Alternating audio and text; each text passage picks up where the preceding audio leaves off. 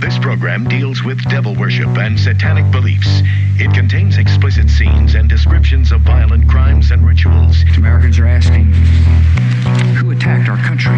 You have declared Subliminal Jihad against the United States. Can you tell us why? Everything pertaining to what's happening has never come to the surface. The world will never know the true facts of what occurred, my motives. And night fell on a different world. And Iblis is thinking, I should be getting this position, not Adam, and this guy is created from dirt. And how does the army feel about you being head of the Temple of Set? And the conspiracy theorists can say what they will, but I want you to give me power over Adam, and I want you to give me soldiers and minions and all of these things. The people have so much to gain and have such an ulterior motive for putting in a position I'm in. We'll never let the true facts come aboard to the world. And I want you to be able to give me the ability to whisper into the hearts of mankind. And who was the grotto leader? Don't remember his name. You don't remember the name of a person who involved you in murder? Now these people are in very high positions, Jack. Yes. Welcome back to Subliminal Jihad, episode 258. I'm your co-host, Dimitri. I'm Khaled. And today, we are back with our second public live episode. Yes. Very I exciting. forgot that we were now doing these live on video. So once again, I look like shit and I have a neck beard, but I'm going to remember in the future. No, but according to my parents, Khaled looks much better than I do. My framing is on. My framing's too wide. I feel like it's just a a rule that you're my mom is always ripping me for if you think you are complaining about the likes and anyone out there listening to this, right? You don't know what I get from my mom about the likes and and the and the podcast. Right, right. So you can see we're still trying it out, as evidenced by the SJ theme just playing. You can't hear it, Khaled, but it just started playing again because I had it on loop. But slowly but surely, this is praxis. We are learning by doing. Yeah. This is pure DIY. Yeah, we're brainstorming ways to get it so that I am not on the shitty Zoom audio and that both of our audio sounds good. But we're plotting and we're. If you want to hear both of our audio sound good, we will have the episode we have it recorded on GarageBand. We have an elaborate podcast. Anyone who might be encountering this in the wild for the first time. Yeah, if you go we have a whole catalog of us sounding very crisp, and inshallah, both of us will sound crisp in the video. Absolutely. Soon. Yeah, so you can check out the collections at patreon.com/subliminal jihad, conveniently organized by topic. That and the audio, especially after episode 85, is pretty great. Yeah, it's in the middle of a three-parter. Our audio gets better. I think it's in the history of the American fortunes, right? True. Yeah. If you want to listen to how far we've come, I'm also uploading some old SJ classic episodes. Probably this month because this month, call it, is the 5th anniversary of Subliminal Jihad. Yeah. We started this in August 2020. Wow. Yeah. It's kind of it's pretty crazy. Should we be doing something? Should we be doing some kind of thing to commemorate that? I don't know. I think a call-in live stream might be in order before the end of the month. I think I forget when our first episode was. I feel the 10th that's becoming increasingly normal though. I feel that's not an event anymore. So it's kind of I don't know. We need to think about it. Maybe we'll get some. Maybe we'll get some fellow, noited comrades, to make some call-ins or something like that. Yeah. Get a few other people. We could do an episode for hours and hours. We could do a 12-hour episode. Right. Yeah. Yeah. But anyway, let's start this episode. But today we have a very interesting topic with a few different tendrils, but I think it's right up our alley, and I think it's even something we touched on our last live stream episode. Yeah, it's totally coincidence. We were talking a little bit about Indonesia, and we were reading a little bit of anthropological work from I want to say the 70s, or around that time. I forget when Muslims of Discourse came out, but still it's we hadn't even had the notion to do this episode next until I actually was at like an academic conference, and I, was like a virtual academic conference, like on Zoom, like to save money for the organizing committee, and also for the attendees, I guess. But and I was listening to this talk, and someone had asked like a question, and I kind of like was a little bit zoned out. But then someone mentioned that the speaker mentioned there's a book by Anne Dunham, the mother of Barack Obama, and I was like, my ears like perked up, and I was like, I didn't realize that her dissertation came out. Like, let me look at this, and then I was like, oh, this is actually kind of interesting. This is actually like the book we're going to be talking about today, Surviving Against the Odds, Village Industry in Indonesia by S. Ann Dunham. This is like actually like a heavily edited version of her like 1,000-page dissertation that she wrote like during her doctoral studies, which were like pretty late in life. In fact, like she died before this book was published. She never actually got the chance to like revise her dissertation. Which like she died in the 1990s, if I recall, from uterine cancer, and so was gone by the time Barack Obama, her son, started his meteoric rise through American politics. She was already long gone. In fact, there's another book we're going to get to today, The Manufacturing of a President, the CIA's insertion of Barack H. Obama Jr. into the White House by investigative muckraker Wayne Madsen from 2012, asserts that maybe that was not a coincidence that almost all of his living relatives died by the time he won the presidency in 2008, I believe. I think his Indonesian half-sister is the only one who is still alive. But his parents and grandparents were long gone. And she wrote, I believe, Maya Satoru Ing. She wrote a foreword for this book, talking about growing up with Anne Dunham. Yeah, as well as Alice Dewey, who was, correct me if I'm wrong, the daughter or granddaughter of John Dewey. I actually don't know. I thought you were going to just talk about how she's like, she's a pretty like big anthropologist, or she was a noted anthropologist to a degree.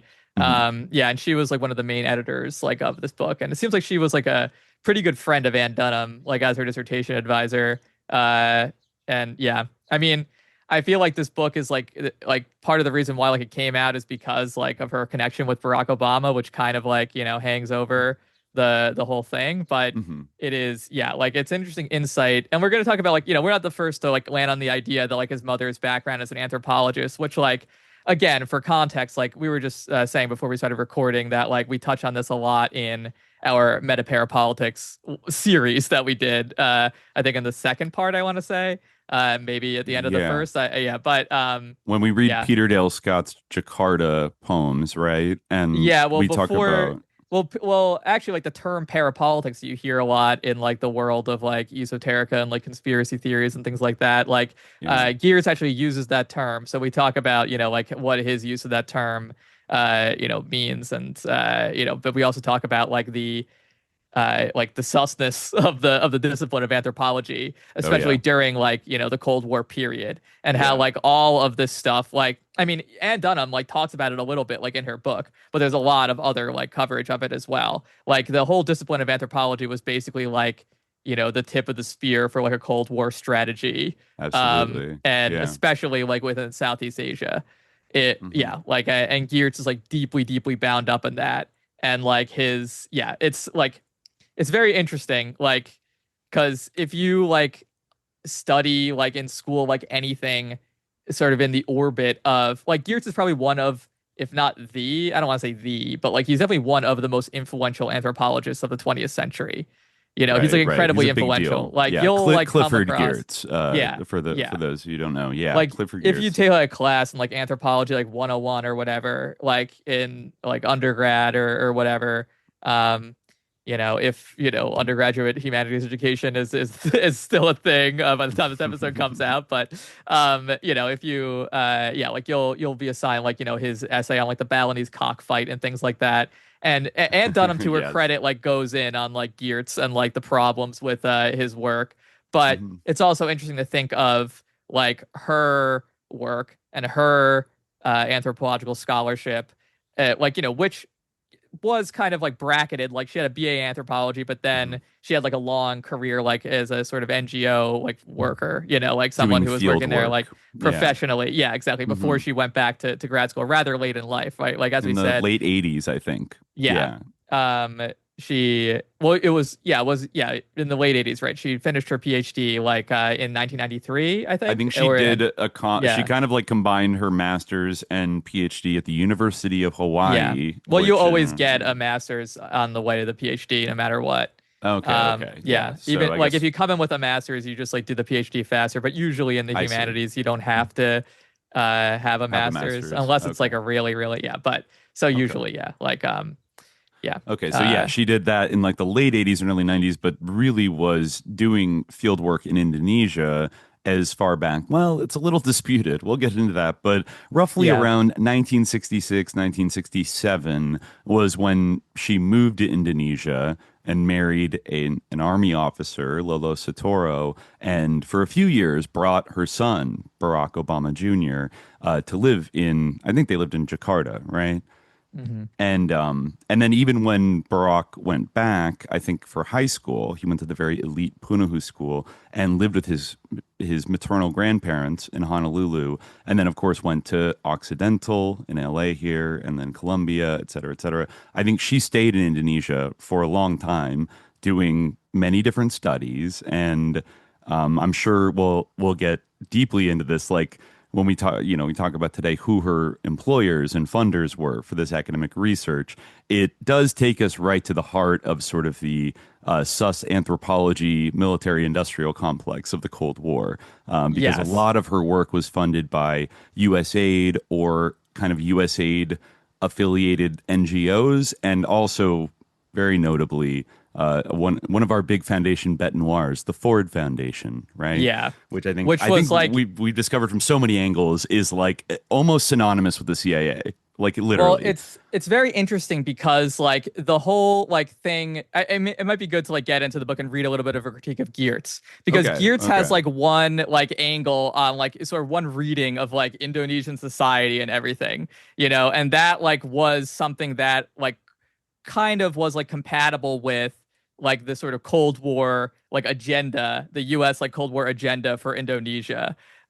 Whereas like Anne Dunham's ideas, like before she got her, she was already working in like kind of investigating the idea of microcredit, which became like has become a huge thing like in South Asia in general, like a huge industry. The Very idea sus is phenomenon. that the idea like for like proponents of microcredit is that like it, enabling like sort of impoverished people and like women to have like these sort of micro loans that gives them access to like capital on a loan that like then they can participate in the economy, and it helps women Hmm. become empowered, blah blah blah blah blah. But you can already kind of see like the fact that it's like a loan, like where like the critique of microcredit comes in, which is that like you're trapping people who are in poverty like in a debt spiral. And it's like Exactly. actually like a debate whether like this actually does help to alleviate like poverty at all. But Hmm. it is something like that has been pushed along with like things like the green revolution, which like Oh yeah. Western agribusinesses have been like super involved in The South Asia. Rockefellers in Mexico Yeah. were the pioneers of that, I think in the Yeah. 50s and 60s. Yeah.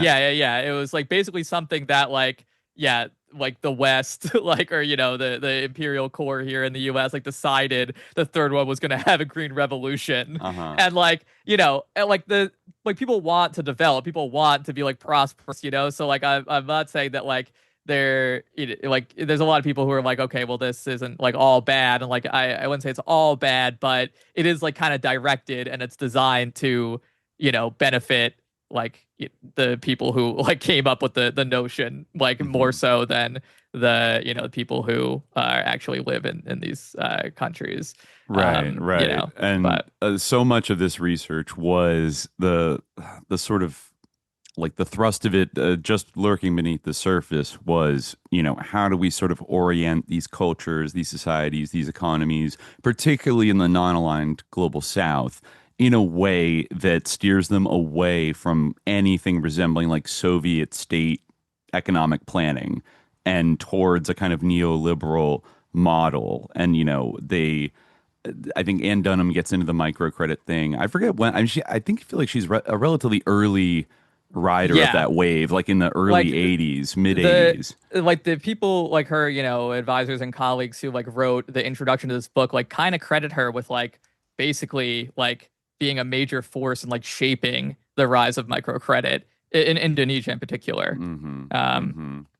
Which, we've talked about before. It's also interesting. Indonesia was very much like almost a prototypical, like a perfect example of a non-aligned global South, like large non-aligned global South country that during the Cold War was fought over by, various power blocks, and also like had nationalist currents that and there were CIA abetted like massacres of communists and just intellectuals and people who were left wing. Like there was a huge purge that happened with the turnover from Sukarno to Suharto. Right. Sukarno, who is non-aligned, but kind of a nationalistic, somewhat socialist. He was like a kind nationalist Islamist socialist. He had like his own kind of like hybrid ideology that he promoted. Right. Kind of a Nasser kind of vibe, like a little bit. But like he wasn't like on board with like the U.S. enough for them. So and that's the thing. Like when Suharto came to power, like a lot of these like anthropologists, like in Gloria Steinem's words of the CIA being liberal, a lot of these anthropologists who are liberal in that sense were happy to go along with this and just kind of spiral off into these like esoteric subjects that don't have anything to do with politics, and Dunham like does kind of get into the economics and politics, like economic anthropology, which like with an eye towards like development stuff, but that stuff's in its own way, Exactly. So there, exactly. And and then I think she did go on to work for, I think some of that microcredit stuff was involved in work I think she did for the World Bank in the 1980s. And, then you talk about like the debt crisis of Latin America and a lot of global South countries after the 1970s, where they took on after the oil boom, they took on so many loans from the IMF and the World Bank. And then suddenly, we had kind of high interest rates in the United States, and I think even U.S. banks were threatened by the insolvency of places like Mexico and Brazil, and then the 80s were a period where then like the IMF adjusters were going around the world to these different countries and being like, you need to privatize this and that and that, and basically like it was what I generally view as like a kind of formalized like mafia bust out operation of like various countries to reduce them to kind of like a neoliberal dependency and just endless debt and also stalling their development that, before there were things like import substitute, I forget what it was called, import substitution industrialization or something like that was very popular in the global South in the 70s, where it's like, we're going to spend money to build up productive forces and factories of goods that we usually have to import under not the best, terms for us, so that we can gradually build up our own, national industries and be more self-sufficient. Well, that kind of like got the rug pulled out from under it with like the debt crisis of the late 70s and 80s. And then, into that kind of like vacuum and that stagnated environment, you get these like smart solutions like microcredit that are like, actually, this could fix everything. But they just kind of serve to like insert the tendrils of like capitalism further into these of global capitalism into even like the poorest regions and get them hooked into like a debt system. And it's all bullshit. But I mean, I'm curious, I skimmed through Ann Dunham's book, but like, how hard are her critiques of any of the dynamics I just mentioned? They're hard. Obviously, they're limited to the past, and they miss like certain things. Like I'll start like here with she talks about American social scientists and the Madjokuto Project. I hope I'm pronouncing that right, but the Madjokuto Project. I think I'm going to have to pivot like to some background information about that, but I'll read her critique first because there's like more to it that she doesn't like quite mention. But she says, until the 1950s, most research in Indonesia was done by Dutch and European explorers, missionaries, and administrators. In 1952, however, a team of American social scientists arrived and took up residence in or near a small town in East Java, to which they gave the pseudonym Mojokuto. This team consisted of 6 graduate students from Harvard University, led by a Yale linguist. Their work was sponsored by the MIT Center for International Studies, whose director for research projects on Indonesia was the economist Benjamin Higgins. The team worked according to a broad plan of division of labor and gradually, between 1960 and 1971, produced a number of published volumes on various aspects of Javanese village and small town life. These included Hildred Geertz, The Javanese Family, Alice G. Dewey, that's her advisor's Peasant Marketing in Java, Robert Jay's Religion and Politics in Rural Central Java and Javanese Villagers, and Clifford Geertz's Development of the Javanese Economy, The Religion of Java, and Agricultural Involution. Agricultural involution is like one she talks about it a bit because this term, agricultural involution or like involution in general, like this becomes kind of a buzzword in like Indonesian government itself. And actually I read that like now this is kind of like a popular term in China to describe like the nature of like the Chinese like economy and the tech sector, how it's kind of just like spinning its wheels and not produce, but we'll talk about that a bit later. But so she writes, the Geertzes made a subsequent field trip to Bali, and Clifford Geertz wrote a comparative study of social development and economic change called Peddlers and Princes, 1963, which contains some case material on cottage and small industries. Jay wrote another manuscript on agricultural systems, which unfortunately was never published but circulated privately. For non-Dutch speakers, these works, as well as several journal articles published by the same authors, formed a baseline study of Javanese and Indonesian life, seen as it was during the economically and politically difficult years of the early 1950s. Of these works, Dewey's market study and the economic works of Clifford Geertz relate most directly to the concerns of this book. Dewey's study of a peasant market should have lain to rest a number of misconceptions. Having studied with Raymond Firth in London, she stands firmly in the formalist camp. She convincingly demonstrates that Indonesian peasants are shrewd maximizers, keenly aware of profits and the value of their own time. Although cash was scarce on Java in the 1950s, peasants were eager to acquire it so that they could purchase consumer goods and additional food items. There's a part earlier that I didn't read where she talks about what her definition of peasant is.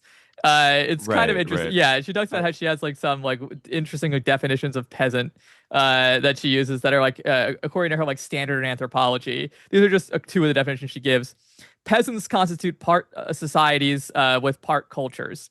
They are definitely rural, yet live in relation to market towns. They form a class segment of a larger population, which usually also contains urban centers. They lack the isolation, the political autonomy, and the self-sufficiency of tribal populations, but their local units retain much of their old identity, integration, and attachment to soil and cults.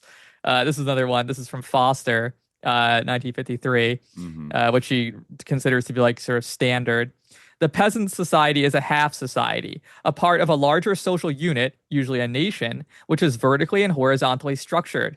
The peasant component of this larger unit bears a symbolic spatial-temporal relationship to the more complex component, which is formed by the upper classes of the pre-industrial urban center.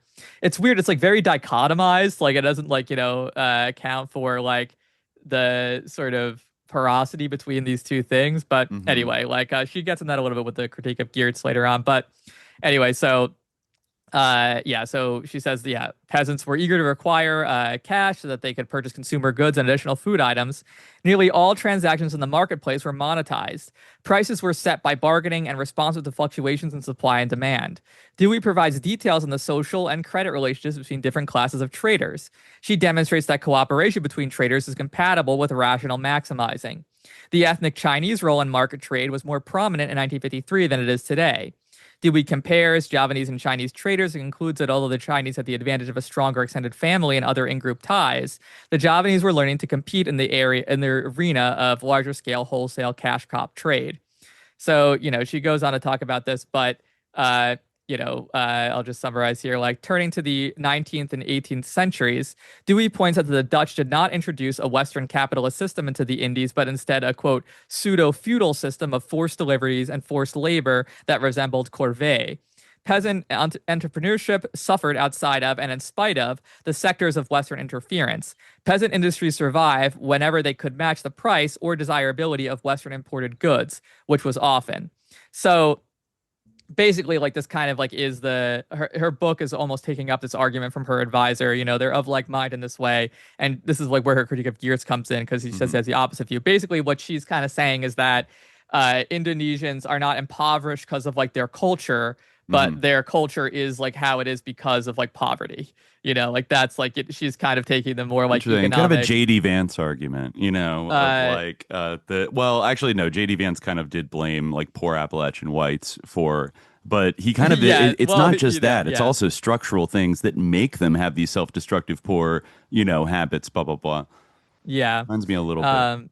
Yeah, I mean, she does say that like the work of these scholars, Geertz and her own advisor, Dewey, and the editor of this book, that they were sponsored by, the MIT Center for International Studies, but they were also like sponsored by the CIA. It's like, kind of like established that they were like, this is a passage. This is kind of where I wanted to like break off a little bit, because it's not like explicit in Dunham's book, or since it was edited, like maybe if you read like the full 1,000 page dissertation, which we didn't do, there is some reference to that in there, but maybe Dewey cut it out in her editing, but or her collaborators did, or but Obama sent some notes in, and we're like, cut that out. Yeah, exactly. But so this is from this article by David H. Price of St. Martin's College in Lacey, Washington, called Subtle Means and Enticing Carrots, the Impact of Funding on American Cold War Anthropology. I mean, there's a lot of articles about this. Like, this is just like, a good overview. This is published in the journal Critique of Anthropology. It has 2 epigraphs. One of them is a quote from Chomsky, which is, in a democratic system, the necessary illusions cannot be imposed by force. Rather, they must be instilled in the public mind by more subtle means. And also, gentleness. By you, Chomsky. Yeah. He's right, but also like it applies to him. Yeah. Also, gentleness and kind persuasion win where force and bluster fail. Aesop's moral for the fable of the north wind and the sun. Those are his 2 epigraphs. I'll skip ahead a little bit here to when he starts talking about Cold War grant stirrings. So, the availability of federal funds from agencies ranging from the National Science Foundation, Fulbright, and the National Institute for Mental Health, and the Pentagon shape trends in anthropological research in subtle and obvious ways. This is, during the Cold War period. It is not difficult to establish connections between governmental funding sources and Cold War policies. It is not surprising that governments tended to fund projects aligned with their own direct political interests. But that similar relationships existed between private granting agencies and Cold War policies is not so readily apparent. In this military-industrial economy, distinctions between government, industry, public, and private at times became blurred. It's funny you mentioned J.D. Vance. I remember him saying something similar, or seeing him saying something very similar, recently. It was like, there's no distinction between public and private in the American empire, which, to be fair, he's correct about. As directed funds increasingly called for policy-linked research, academic anthropology was transformed into a tool of Western elite interests. David Nugent's examination of the influences of private foundations in the development of American social science finds that these foundations strove to create an academic elite that was to be trained in the virtues of empirically grounded, practically oriented research within one of the philanthropy's remade institutions of higher learning. In order to make it possible to train a new elite along these lines, the philanthropies provided their remade institutions of higher learning with large sums of money specifically for the training of students. The philanthropies made it possible for these institutions to offer scholarships to fund the entire graduate training of quote-unquote promising students. The philanthropies thus helped influence entire cohorts of graduate students who were schooled in the scientific, empirically grounded, practically oriented concepts, methods, and techniques that the philanthropies believed would make a contribution to the pressing social problems of the day. Thus, the views and assumptions of philanthropies reinforced the conservative tendencies of Western academia. But the ideological biases of philanthropic funds did not always lead to direct results in the social sciences. Radical and progressive scholars were in fact funded, arguably at reduced rates, by such agencies. Thus, it could not be argued that there were direct correlations between conservative philanthropic funds and the production of non-radical social science. Some established progressive or radical scholars found funds for openly critical research. Others were in effect frozen out of funding opportunities when their work bit the hand that fed them, while some used other means to find funds. Some anthropologists found funds for critical work by phrasing grant applications in terms suggesting that anticipated findings might support the worldviews of their funding agencies, in effect requesting funds to test hypotheses supporting the latent or manifest hegemonic views of funding agencies, and still finding evidence supporting the null hypothesis. Thus, when Oscar Lewis approached the Ford Foundation in 1968 requesting close to $300,000 in funding for a 3-year study in Cuba, he used the Cold War appropriately neutral language of impartial science to state his research objectives. Rather than telling Ford that he wanted to see if socialist Cuba had no culture of poverty, he instead wrote that his work would provide us with comparative data on the culture of poverty in another Latin American country. This description was accurate, but contained no mention of testing the progress of Cuba's socialist experiment or the beneficial outcomes of the revolution. As Ruth Lewis later described the goals of the Cuban project, they hoped to observe the mass organizations and revolutionary institutions as they function at the local level and to evaluate, albeit tentatively, the degree of success or failure in achieving some of the goals of the revolution. But while some anthropologists had both open and hidden research agendas, the extent of such practices was minuscule when compared with the unproclaimed agendas of funding agencies. Anthropologists and historians of anthropology have all but ignored the impact of covert Cold War agendas and national security secrecy on seemingly mundane anthropological academic pursuits. The extent to which this is true becomes clear when one considers the discipline-wide non-reaction to the Church Committee's finding that CIA funding was involved in nearly half the grants the non-Big Three foundations made between 1963 and 1966 in the field of international activities. That's the U.S. Congress, the Church Committee, 1976. This revelation had no noticeable effect on the principles and practices of American anthropologists, and this certainly did not lead to inquiries concerning both private and public funding sources. Aside from the momentary attention paid to Project Camelot and the Thailand affair, anthropologists have preferred to turn a blind eye towards these issues. That Carnegie, Ford, and Rockefeller, the Big Three, are removed from the Church Committee's consideration has more to do with the particular question before the committee than with clearing these agencies from involvement in intelligence-directed research. In fact, the Big Three were central in the establishment, control, and self-interested culling of social science in the early Cold War period. This is the same Ford Foundation that funded Ann Dunham. Definitely you can place the Geertz and those she criticizes, but and the Big Three, just so we know, are Ford Foundation, Rockefeller Foundation, and the Carnegie Endowment, right? All still three pretty big players today. Ties between these foundations, again, this is just a good overview. Ties between these foundations and intelligence agencies such as the CIA have been examined by a number of scholars, though anthropologists have seldom recognized these connections. Functionally, these foundations serve as intergenerational anti-devolutionary fortresses that protect large portions of amassed capital from inheritance and estate taxes, allowing family members to manage these funds and direct research in areas of direct interest to the families and their investments. The establishment of these foundations led to one of the greatest monuments of the power of capital accumulation in modern times. This is a quote from Weiser and Mannheim, 1979. Okay. Each foundation is controlled by a single family, such as Ford, Duke, Rockefeller, Carnegie, Kellogg, etc. To prevent the loss of family-controlled business through inheritance taxes, large blocks of stock are entrusted under the name of the foundation. The family members then place themselves or their representatives as trustees of the foundation. In this way, foundations exist on the outer fringe of the capitalist system and experiment constantly with new, quote-unquote, non-violent ways by which the social organization of the society can better serve the economic needs of the ruling class. That's fire. Yeah. I think actually that was a block quote in this article by David Lempert, who was reviewing the Wayne Madsen book. We'll get to that later, but an interesting paper where he echoes some of these same conclusions about his own field. And I think he has that block quote about the function of these it's so history of the great American fortunes, basically. It's a great line. And it's a way to preserve their fortunes and their power and their wealth, etc. That is very much, whether it's anthropology in Indonesia or it's KPFA in Berkeley, you have to assume that they're funding things for a reason. Kenneth Anger's Nazi S&M biker films, also satanic Nazi biker films,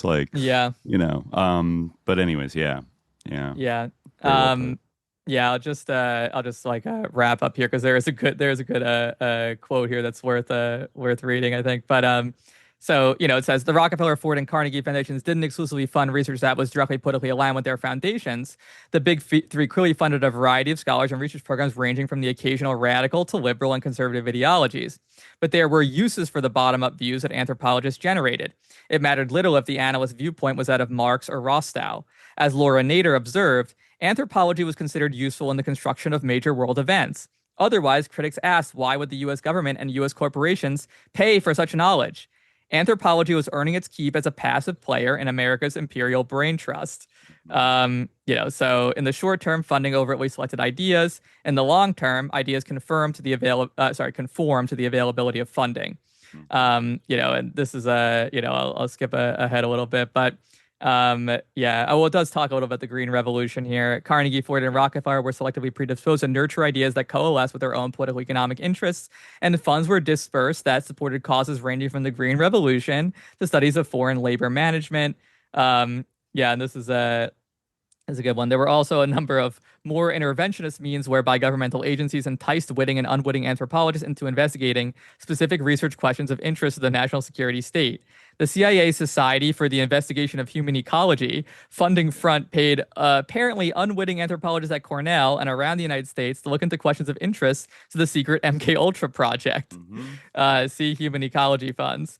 3 themes of HEF-funded anthropological and sociological projects are worth mentioning.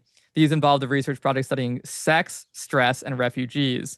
Blah, blah. He goes on to talk about this a little bit later. Harold Wolf, MD, personally recruited by Alan Dulles to direct the Human Ecology Fund's covertly funded research, which would primarily examine techniques that could help discover effective methods of persuasion and interrogation, et cetera, et cetera. Yeah, and he, mentions at length in particular, like the funding of this Mojokudo project, that Geertz and Dewey were involved in. So I remember that was the connection we discovered between Geertz and Dunham. It wasn't that they did any work specifically together, but Dewey, who was the doctoral advisor for Ann Dunham, had worked under Clifford Geertz for a long time, right?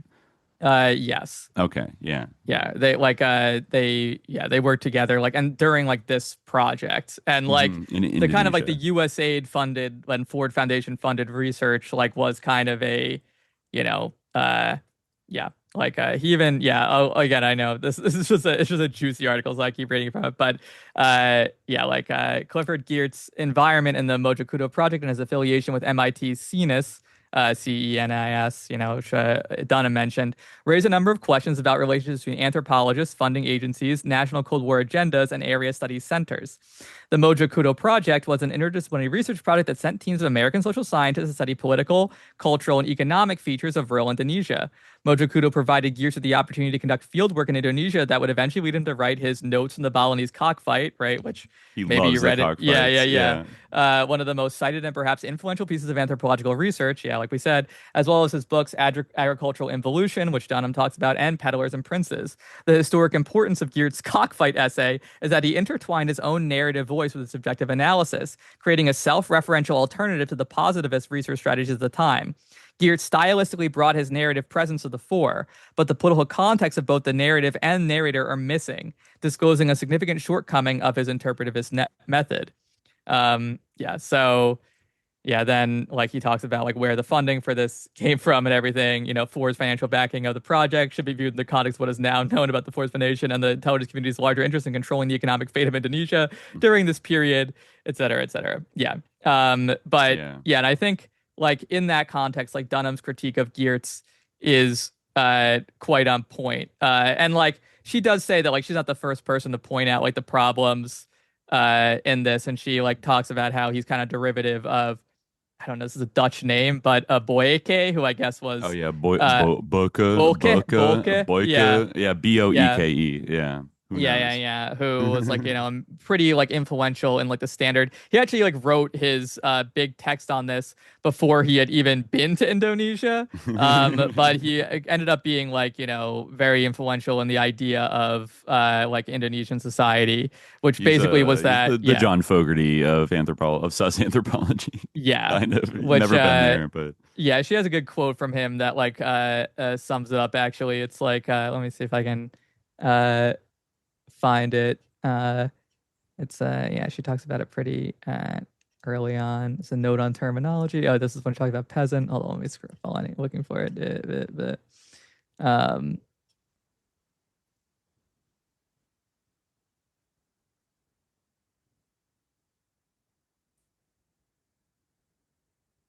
yeah. Oh,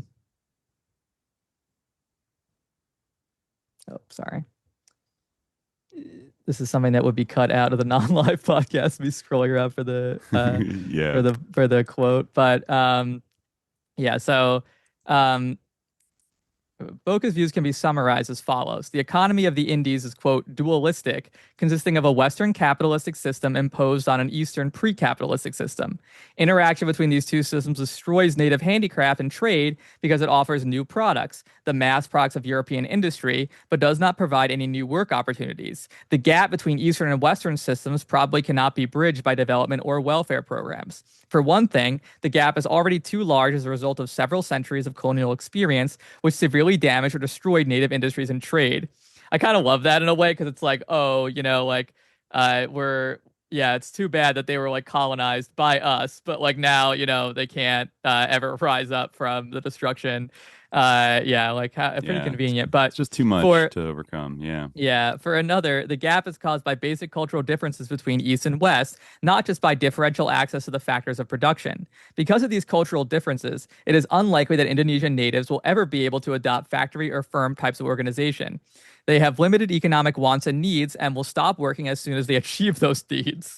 They place a greater value on social rather than economic needs. They are not interested in capital accumulation and will only engage in wage labor until they have earned enough to meet their tax and other money obligations. So you can kind of see how like this is obviously like that's like an incredibly racist, like imperialistic, like colonialist view of Indonesians.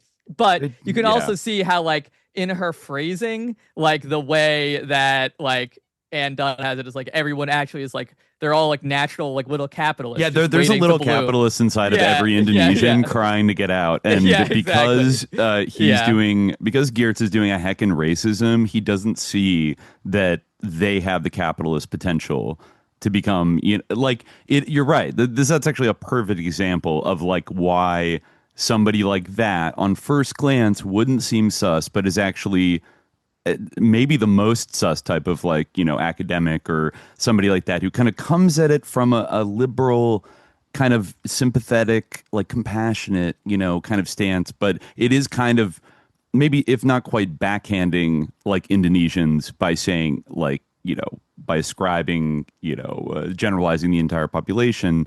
It is it's like projecting this like inner capitalist desire onto them that probably like wasn't there. And you could even see how maybe like Geertz's observations were twisting the ways in which like they weren't good little capitalists and just kind of presenting it as like a bad thing, that they're just like the kind of an earlier 20th century racist mentality of like they haven't the disposition for free enterprise, but she's like, this is the new neoliberal kind of Cold War and post-Cold War mindset of like, yes, we can get them microloans, and like every one of them just wants to be a little capitalist. And I think it's worth noting that this region of Indonesia, like one of the reasons there was so much US aid and Ford Foundation interest in funding for like ethnographic and anthropological studies in Java specifically is because it was regarded as a hotbed of support for the Communist Party of Indonesia. And basically like more socialist, like there was more support among that population. And there was quite a bit, once the blood started spilling, there were a lot of like counterinsurgency, pacification, death squad activities like in that part of Indonesia specifically. And like from reading a few of these sources, you could tell like throughout the 1960s, the CIA and its affiliated orgs definitely looked upon Java as like a problem area of Indonesia, like a challenge to solve. Like, why don't they love capitalism more? Why do they support the communists?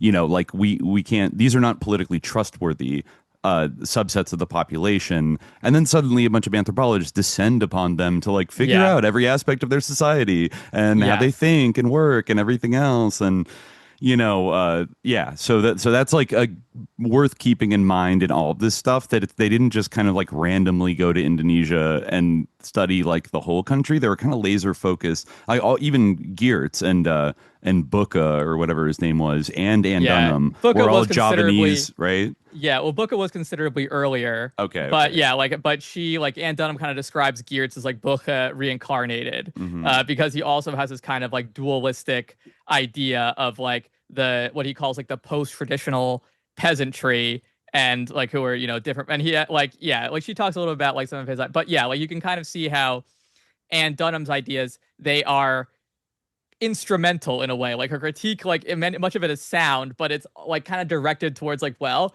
and that's why like we need to give everyone like microloans. That's why like we need to like build up these industries. It's interesting like how like instrumental it is in a way, because she like this book basically like this, like all this stuff is kind of like the literature review part of the book, where she like talks, like contextualizes the work she's doing. Like a lot of this is kind of like a description of like the metalworking industry in like this one village in Indonesia, and like she like there's actually like, if you look at the color photographs, like she has like, it's kind of funny to imagine like Barack Obama like growing up like in a house with this like ornate like Keris blade that was made for Ann Dunham. Like, do you see this? It's like this like beautiful, like, hold on, maybe like I can share a screen here. The photo, the photos on here, I'll allow that. Yeah, the photos in my PDF are very crunchy and have like a very uncanny, like weird, like distortion on them that often happens with books that get scanned. Yeah, this is Ann Dunham's Keris blade made by Wow. Yeah, look at that. A lot of like what she studies in this book is like metalworking and blade making is a big part of that. There's like a quote actually in the book. Let me see if I can find it. That like compares her to her. Yeah, like this is Maya Ing's introduction. My mother taught me to differentiate between a truly fine Keris blade with its many layers subtly interwoven and a sloppily crafted or unrefined blade. Like, what's going on here? Like, she was like a samurai, like, while married to like an army officer that probably like hunted down and murdered communists like for a living during those years, which I think in Obama's book, there's not much talk about the whole, Indonesian genocide purge after 1965, but there's some throwaway line about like, oh, my mom always insisted to me that if she had known what had been happening in Indonesia, like she would have turned down that job and like never gone there. But it's like, okay, like how do you not know that there were like a huge political upheaval in the country you're about to like move to and like marry a guy from, and then also like you didn't say shit about it for like it's the exact decades, same it's like the rest exact of your same life? excuse that Geertz uses, ironically, where he's like, oh yeah, exactly, like he didn't say anything about it because he went along with it so he could do his important anthropological work. And then he was like, oh, woe is me. Like, this is all being taken out of context. Like, I feel like maybe I'm being manipulated here. Like, later after the fact, like basically after everyone like started to kind of like rip him, like, and be like, wait a minute, there's some problems here. Even though like still, like, that's the thing. Like, this is like at like the sort of like graduate and beyond level where people are criticizing him. But yeah, like in terms of what trickles down to like, your anthropology 101 class, you're still being taught this Geertz essay, and no one's mentioning that he's like a CIA, like, asset, basically, but yeah, he says like the same type of thing. But yeah, no, this is the quote I was thinking of. Crafting a keris is the highest form of blacksmithing to which a master smith can aspire. It requires spiritual potency, appropriate rituals, and the passage of 1 year. In fact, the common name of the village, Kajar, is derived from the name of a sacred spring that has a naturally occurring image of a keris visible on a submerged stone at its base. Anne writes that villagers consider this image of a keris as proof that the men of Kajar are fated to be smiths. Anne's keris, see the last of the color illustrations, which we showed. It's forged iron with a black patina juxtaposed with an ethereal Nicholas lamination pattern reveals the strength and beauty possessed by Anne herself. She had an outer presence that was at once confident yet unassuming, with an inner softness and vulnerability that few saw. Professionally, she managed to convey her keen intellect and pragmatism with sincerity and relative ease across cultures by simply being herself. She's such a free spirit. That was that's what we always heard about Obama's mom is that she was Yeah. kind of a hippie. She was kind of a free Yeah, spirited that was by hippie. Nancy J. Cooper, Nancy I. Cooper, Nancy I. Cooper. Uh, Her intro. Yeah, but but yeah, at the same no, but time, involved yeah, in not too many degrees away from some very dark weaponization of academia and like not exactly speaking out about it. I would say like she does have some critiques of Geertz, no, yeah. I mean, but it's she's in the same lineage. Like she's being funded by the same sources. That's mhm. the thing. Like, yeah, like it's critiquing this. It's almost like I don't want to like necessarily compare it with this, but it's kind of like how, you have like post-colonial theory and all that stuff being like, used by like the like Hindu right in India and things like that, saying like, oh, yeah, like I remember Walter Mignolo wrote like a blurb for like some book like the India that is Bharat or something, like, by this like extreme like right-wing like quote unquote intellectual and like that. It's like kind of like that type of thing where like, yeah, you can like kind of critique Geertz for being unwoke, which he very much is unwoke, but like that all is to the end of being like, let's give everybody microloans, like we got to develop green revolution, et cetera, et cetera. Like everyone's just waiting for their moment of opportunity, which like is probably like, I guess that's better, like probably not like totally like otherizing like people who aren't from like the global north and assuming that like they're traditional like and like deeply spiritual, like whatever, like kind of like weird esoteric like crap some of these people like deal in. Mhm. um Still like it's very much like a neoliberal like yeah It is. It is. framework. Yeah. I just stumbled upon like a good paragraph here that again kind of like drives home like the sort of pivot that she's like executing. And this is a part where she is kind of criticizing Geertz. She says in the 1970s, a new generation of English-speaking social scientists, British, American, and Australian, came to Indonesia and undertook village-based studies. She lists all these Yeah. people, blah, blah, blah. Yeah. Yeah. Initially, the members of this group were interested in the social and economic effects of the Green Revolution in lowland wet rice villages. Later, some of them branched out into studies of other types of villages. Some looked at fishing villages or transmigration. She says none of the group chose to study a small industry village. Although White and Hart made comments about small industries based on incidental data, the quality of the studies carried out by these scholars is superb. Furthermore, the studies gained in depth over the years as historical data on agricultural systems during the colonial period came to be included. A lot of it had to be translated from Dutch. Here we go. In most of the authors of this group wrote one or more criticism of Geertz's agricultural involution. Indeed, this small book has supported an entire cottage Yeah. industry of criticism over the years. Most of the criticisms are familiar and center on the derogatory language that Geertz used in describing Javanese society and culture, his pessimistic, and now it seems unwarranted view of Java's future, his characterization of Javanese villages as homogeneous, and his overemphasis on poverty-sharing mechanisms. In addition, there are criticisms of the way Geertz interpreted colonial events, for example, population growth during the period of the culture system. The fallacy that irrigated rice and sugar are ecologically compatible has already been mentioned. The irritation that the scholars of the 70s felt toward Geertz is understandable if one remembers that they were primarily interested in the intra-village stratification and class differentiation which resulted from the Green Revolution that was sponsored by Rockefeller, Carnegie, etc. One should contrast his work on this point with that of Robert Jay, also a member of the Mojo Kudo team. Now here's where, this last paragraph I feel like gets the pivot, right? In 1976, White introduced the useful concept of occupational multiplicity. He borrowed the concept from a study of rural Jamaica by Comitas. As used by White and others, occupational multiplicity refers to how individuals and households commonly allocate resources between different enterprises.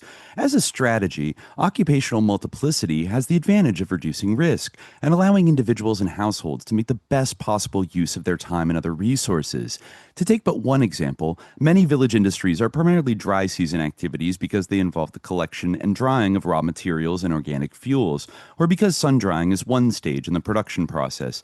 Examples include clay product, food processing, and many basketry and matting industries. Production in these industries either stops during the rainy season or is reduced by half or more. Traditionally, therefore, these industries have alternated seasonally with agriculture, which is primarily a rainy season activity. The expansion of irrigation systems and multi-cropping has obscured this pattern somewhat on Java and Bali, but population growth has increased the labor supply so that most dry season industries can continue production even if the enterprise owners are engaged in rice farming. The point here is that occupational multiplicity should be seen as a positive strategy for maximization. Authors such as Buka, who criticized villagers for abandoning other enterprises to, quote, run off to their rice fields at harvest and planting time, miss the true economic meaning of what is going on. According to rural banking surveys that I carried out in 1989 to 1991, the average rural household has 3 to 4 income sources, and the number of income sources is positively correlated with total household income. In other words, better off households tend not only to enlarge the size of existing enterprises by using hired labor, but also to branch out into new enterprises. So right there, that end part there, first, it's like, okay, I'm kind of like, I see her point. Like these guys had a colonial mindset and they were, you can tell by that quote there, the Buka guy, that he criticized the Javanese for running off to their rice field. Like it's very condescending, right? They're running off. They don't understand business. As soon as they'll run off to their rice field. Yeah, exactly. But then here comes Anne to go, sir, you're racist. Actually, like the gig economy is perfectly maximized for accumulating capital and blah blah blah, and like I get what she means. She's not wrong about in different seasons they focus on different economic activities to maximize their time and their income, whatever. But she says it with too much of a gleam in her eye of it's so amazing that they all work 4 different jobs, and actually this is actually very capitalistic and optimized. Look at these hustlers, I was going to read this passage which combines the susness of Geertz with the susness of Dunham in a good juxtaposition. So she writes about Geertz that in comparing Mojokudo and Tabanan, Geertz notes that the aristocratic entrepreneurs of Tabanan had an advantage in raising capital, but were subject to social pressures to redistribute their profits. Mojokudo's merchant entrepreneurs, on the other hand, were free to rationalize their enterprises, but had difficulty raising capital owing to the, quote, individualistic pattern of pasar trade. They also had a bigger, quote, Chinese problem, facing more competition from Chinese merchants. After making this comparison, Geertz raises the interesting question of whether a large-scale industrial structure could possibly arise out of small enterprises, such as those found in Mojokudo and Tabanan. Given the massive capital investments needed for large-scale industrialization, he concludes that these enterprises may be quaintly irrelevant. So yeah, that's, you can see her susness and that she's they're not irrelevant. They are the foundation for the industrialization that we're gonna head up. Mm-hmm. But this is also a great quote that encapsulates Geertz's own situation. There arises, he says, the uneasy feeling that it is not the English but the Russian industrialization experience which is prototypical for our age. Oh no, what a nightmare! They might industrialize with Russia. We all know what that means. But yeah, and of course, it's off the table that we can't talk about large scale industrialization investment and things like that. I forget, I don't know when exactly she's writing this, but if this is kind of after the debt crisis and after the 80s, basically. This is after the 80s. Yeah. This is basically in the early 90s. So in fact, this is kind of coming, she finishes this basically and defends this 2 years after the fall of the Soviet Union, basically. So if I recall correctly, so it's kind of it's oh, we don't have to worry about that anymore. We can actually make money off of this now.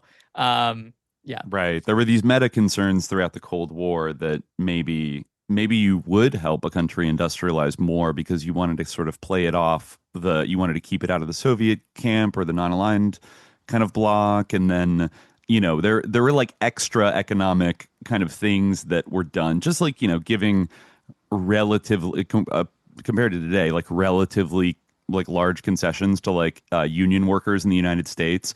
I've always seen that as you got to kind of thank Uncle Joe for that, because not Joe Biden, but the other Joe, because as soon as the Soviet Union went away, I mean, the process was already starting in earnest. But once that threat of an alternative where workers, get to share the profits of production, blah blah blah. You know, they had to like give the American workers something. They can't just go full like laissez-faire sicko mode like in the American economy. It's going to drive people like in the Depression towards, you know, social democracy, maybe communism. So you can see that on a global scale as well, that maybe they, but then there are certain red lines, of course, like I think like nationalizing the Indonesian oil industry was, you know, which Sukarno did, was a big no-no, just like Mossadegh in Iran, you know, but, you know, you could see like the mask can kind of come off in terms of,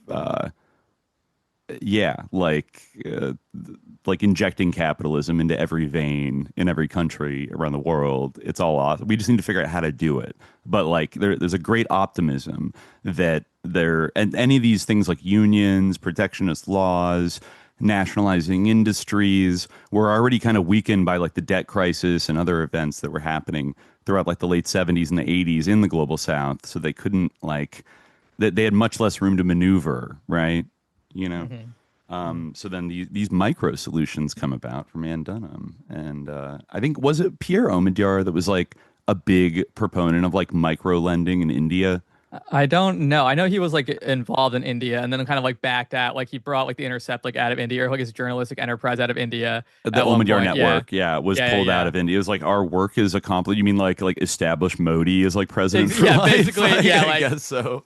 Yeah, his like director of like I don't know, like journalism or whatever, or like political data collection. I don't even remember, but like, yeah, we talked about it in a Tulsi episode, I think. Or yeah, we talked about it at some point. How, another like, Hawaii connection. Interesting. You know, this actually, reading some of this stuff about Ann Dunham and Barack Obama's childhood made me think about, you know, Tulsi.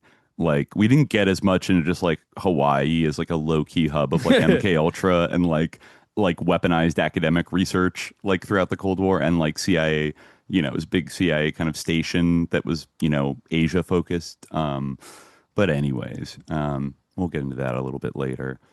But so okay. Yeah, so she talks about like basically like takeoff theory and like modernization theory, and how like those, you know, have become kind of mainstream. Like she says critics have questioned whether modernization theory can really be called a theory at all, since it does not posit a relationship between any variables. Rather, it is kind of a conceptual clothesline on which the development programs can be hung. This clothesline is strung between non-Western, usually rural peasant, and Western society, and asks how the former can be transformed into the latter. Various intermediate stages are usually identified, so the transformation does not have to take place all at once, and progress can be incremental. The transformation takes place through contact diffusion, i.e. by exposing the peasants to new ideas and new organizational models. This can be done through relatively inexpensive means, such as extension programs and technical training courses, and these may be buttressed by some reapportionment of the factors of production, such as through credit programs. But there is no need for land reform, nationalization of private enterprises, or other radical restructuring of society. This is because development is seen as a problem of culture change.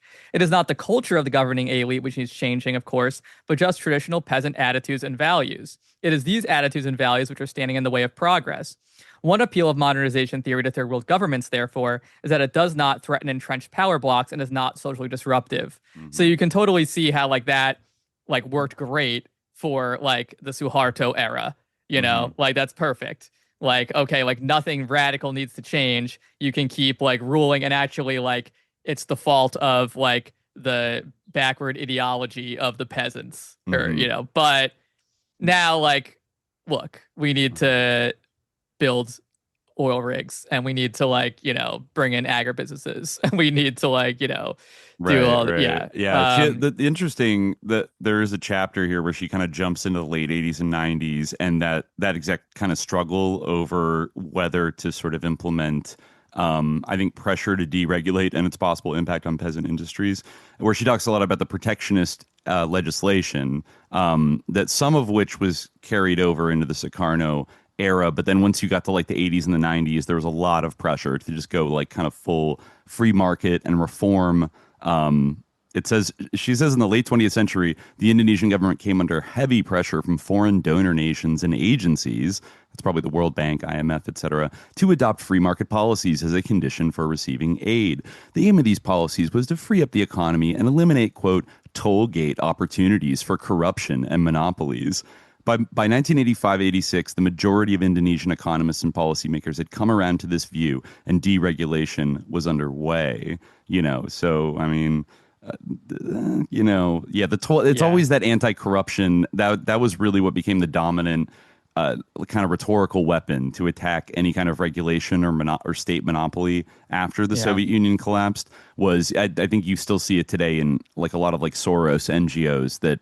They're always attacking government corruption, which like is a very nebulous term, let's say, like that could one person's corrupt. And like, who knows, maybe it's a little corrupt, but maybe it's better to give everybody subsidized food, like instead of privatizing it, but that kind of never gets brought up. That it's just like we have to achieve this kind of unattainable pure goal of like non-corruption, which they also associate with like international capitalism, which is funny. Right. Yeah. Like, but anyways, so I mean, maybe now it's good to like kind of pivot to talking about like, Obama, like in the context of this, because one of like the most enjoyable things to read for me, like in like researching for this episode were like the kind of, it's really like funny to go back to like 2010, 2008 and read like journalists talk about Barack Obama because like, the like exaltatory, like, description of him. Like, it's really like, it really is like the other side of the coin to like the Trump, like shit. It's almost in a way, like, I almost feel like it's almost worse in some way, like not like, dude, like that, like Trump and like is better than Obama or anything, but it's like almost like because Trump is like how he is, like it's hard to be like as shameless as people were in their like reverence for Obama, although some people do manage to achieve it. But like I guess I'll just say there's something unique about it. I was reading this this interview, the Pariah to Messiah moment, which is an interview with John Komaroff. Who is an anthropologist. He says the Obama moment in America reminds the Chicago anthropologist John Komaroff of the Mandela moment in his native South Africa in the early 1990s. The whole world has embraced the Obama moment as its own, Komaroff says, because it marks the re-entry of a pariah nation into the world on the terms of a revived democracy. It's crazy. Like, it's really crazy. I just like to think like, oh man, like that didn't pan out that way. But like every time I read something from that era that is so glowingly like just like worshipful of him, it just like forces me to he has to be intergenerational CIA. Like there's no way. Like it's this motherfucker's like, so random. Like it's also so sad how like they thought that like Bush was like this huge like threat. I mean, he was, and he was incredibly undemocratic and an awful president. Like probably like the worst of my lifetime, and like instrumental in like my own like political formation to get to the point where I am today. But like it's just funny that they thought that was like like phew, like we that was like a horrible interlude. We dodged that Bush. Yeah, exactly. And now we have this great guy, and like everything's gonna be great from now on. Like the pariah nation of America is re-entering the world, and it's smooth sailing from here on out. Folks, like, we're back. We're back. Yeah, and it's like it is very interesting how like the whole complex around Obama and Obama's like identity,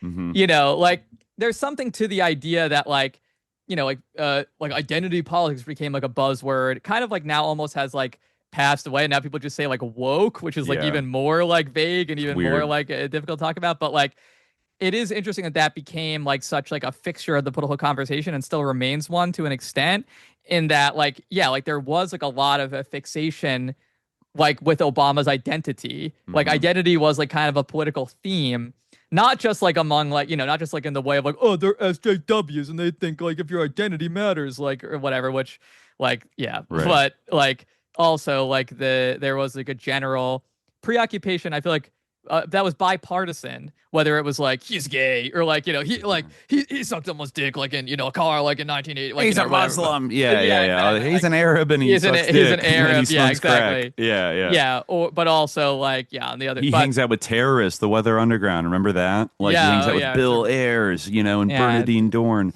Don't forget Reverend Wright. Yeah, Reverend Wright. I mean, let's just pause for a second because some people might criticize us for doing this episode now, like SJY, in the moment of where our greatest president, of any of our lifetimes, is being assaulted by Mango Mussolini and being charged with like lying about Russiagate and like right, like why aren't we talking about how Trump is like on the Epstein list, which I'm sure he is, and like I'm sure there's like much more than him simply being on a list that exists that like we're not being shown. Like I said, it's a coincidence that like I heard of this book and wanted to do this episode, but also I don't think that Obama is in danger.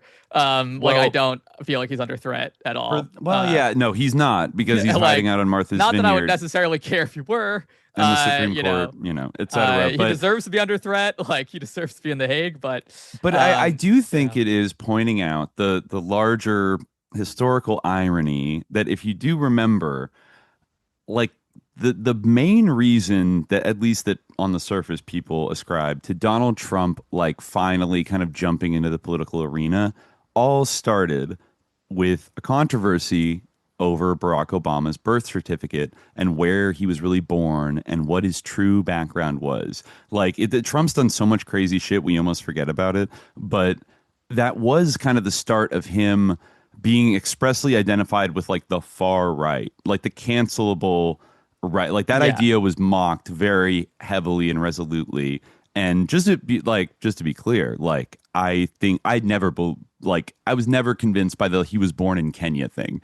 Like I think that was, if anything, almost like a misdirection of like to get people to ask the wrong questions about Barack Obama's background. Like in a way, it benefited Obama a little bit to have that kind of dumb like conspiracy theory swirling around him, and then to have Trump kind of take the bait and then like demand that he was going to like find the birth certificate. And then remember, he went to that White House Correspondents' Dinner and like Obama roasted him and everybody roasted him. People say that was like the moment when he like resolved to like run for president and like destroy Obama. Yeah.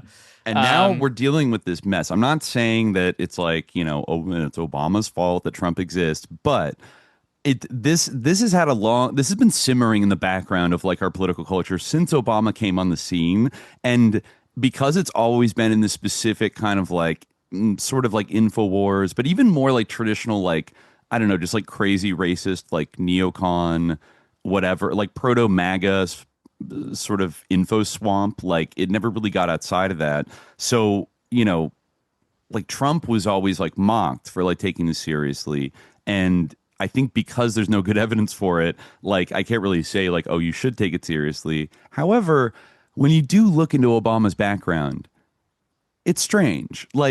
If you compare to other presidential biographies, like, and it goes far beyond him being the first African American president. In fact, for being the first African American president, he has about like the most eclectic, singular, like international, like random upbringing that like you could possibly imagine. Like, he's right. I mean, he has a white mother, an African father, and then he spends part of his childhood in Indonesia and then grows up in Hawaii but then makes his reputation in Chicago. And then kind of that's where he comes out politically. Like, this is a very like singular, interesting biography, one that he told us about right from the 90s with his book, right? Dreams from My Father. I mean, there's definitely something there. I mean, it's true. Like, I kind of feel that way about a lot of like kind of like conspiracy theory discourse. Like, people might get mad at me over this, but I almost feel like let me just say the centrality of the idea of controlled demolition and the debate over the engineering issues of like, what like 9/11, like every like all of that discourse like goes like starts like circling the drain kind of like thermite and like how it happened, like can a tower collapse that way, and like that kind of is like a distraction from like, okay, well, but that all that aside, like, did yeah. like our government like kill 3,000 American citizens in order like for nefarious purposes? Like, like let's talk about like what actually matters here, know. But I like, I feel like no, there's a couple you're right. You're you know. right. I think I've said this before. As somebody who is definitely like, I find a lot of the arguments for some kind of like, pre-planted explosives like occurring, like I find that potentially persuasive, but I agree with you that the singular focus on it and then the spiraling into like alternative, like the directed energy weapon, no planes exactly theory, yeah, even like, if you are like a thermite person, like you can agree that like there like definitely is like a sort of hypertrophization that happens, or a hypertrophy that happens where like, or a metastasis that happens where like it just starts to become about like holographic planes and like mini nukes and like directed energy weapons and things like that. And it's the same thing with like, Obama is wearing a Wahhabi ring. Yeah, like, he's wearing a like Wahhabi ring. I still remember Alex Jones in like 2015 being like, in one of his like, he gets overcome with like the truth that he has to, but he's like, he's so disgusted. He's like, it just, I've been talking to Secret Service people, and he's hitting his knees, folks. He's hitting his knees. He's got a Wahhabi ring.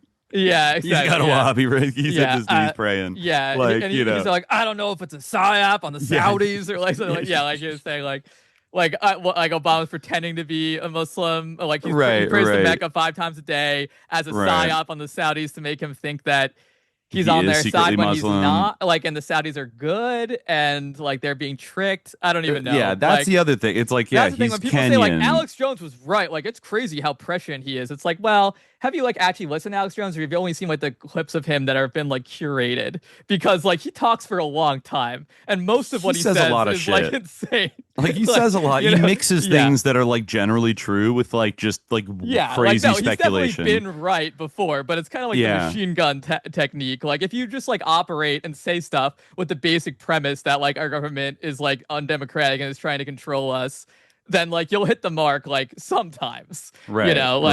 But which of course is why some of these people are out there, to like mostly hit the mark. But even to bring up to like another much more contemporary example to right now is the discourse around Epstein itself. I think that's also it's a little more subtle. Well, in the sense that Epstein was like a mass abuser of like teenage girls and, was doing probably sexual blackmail. Like all that stuff obviously is relevant, but it's interesting how like places, like MSNBC or like the more mainstream outlets that like decided suddenly in 2019 that they were going to cover this story and like care about it.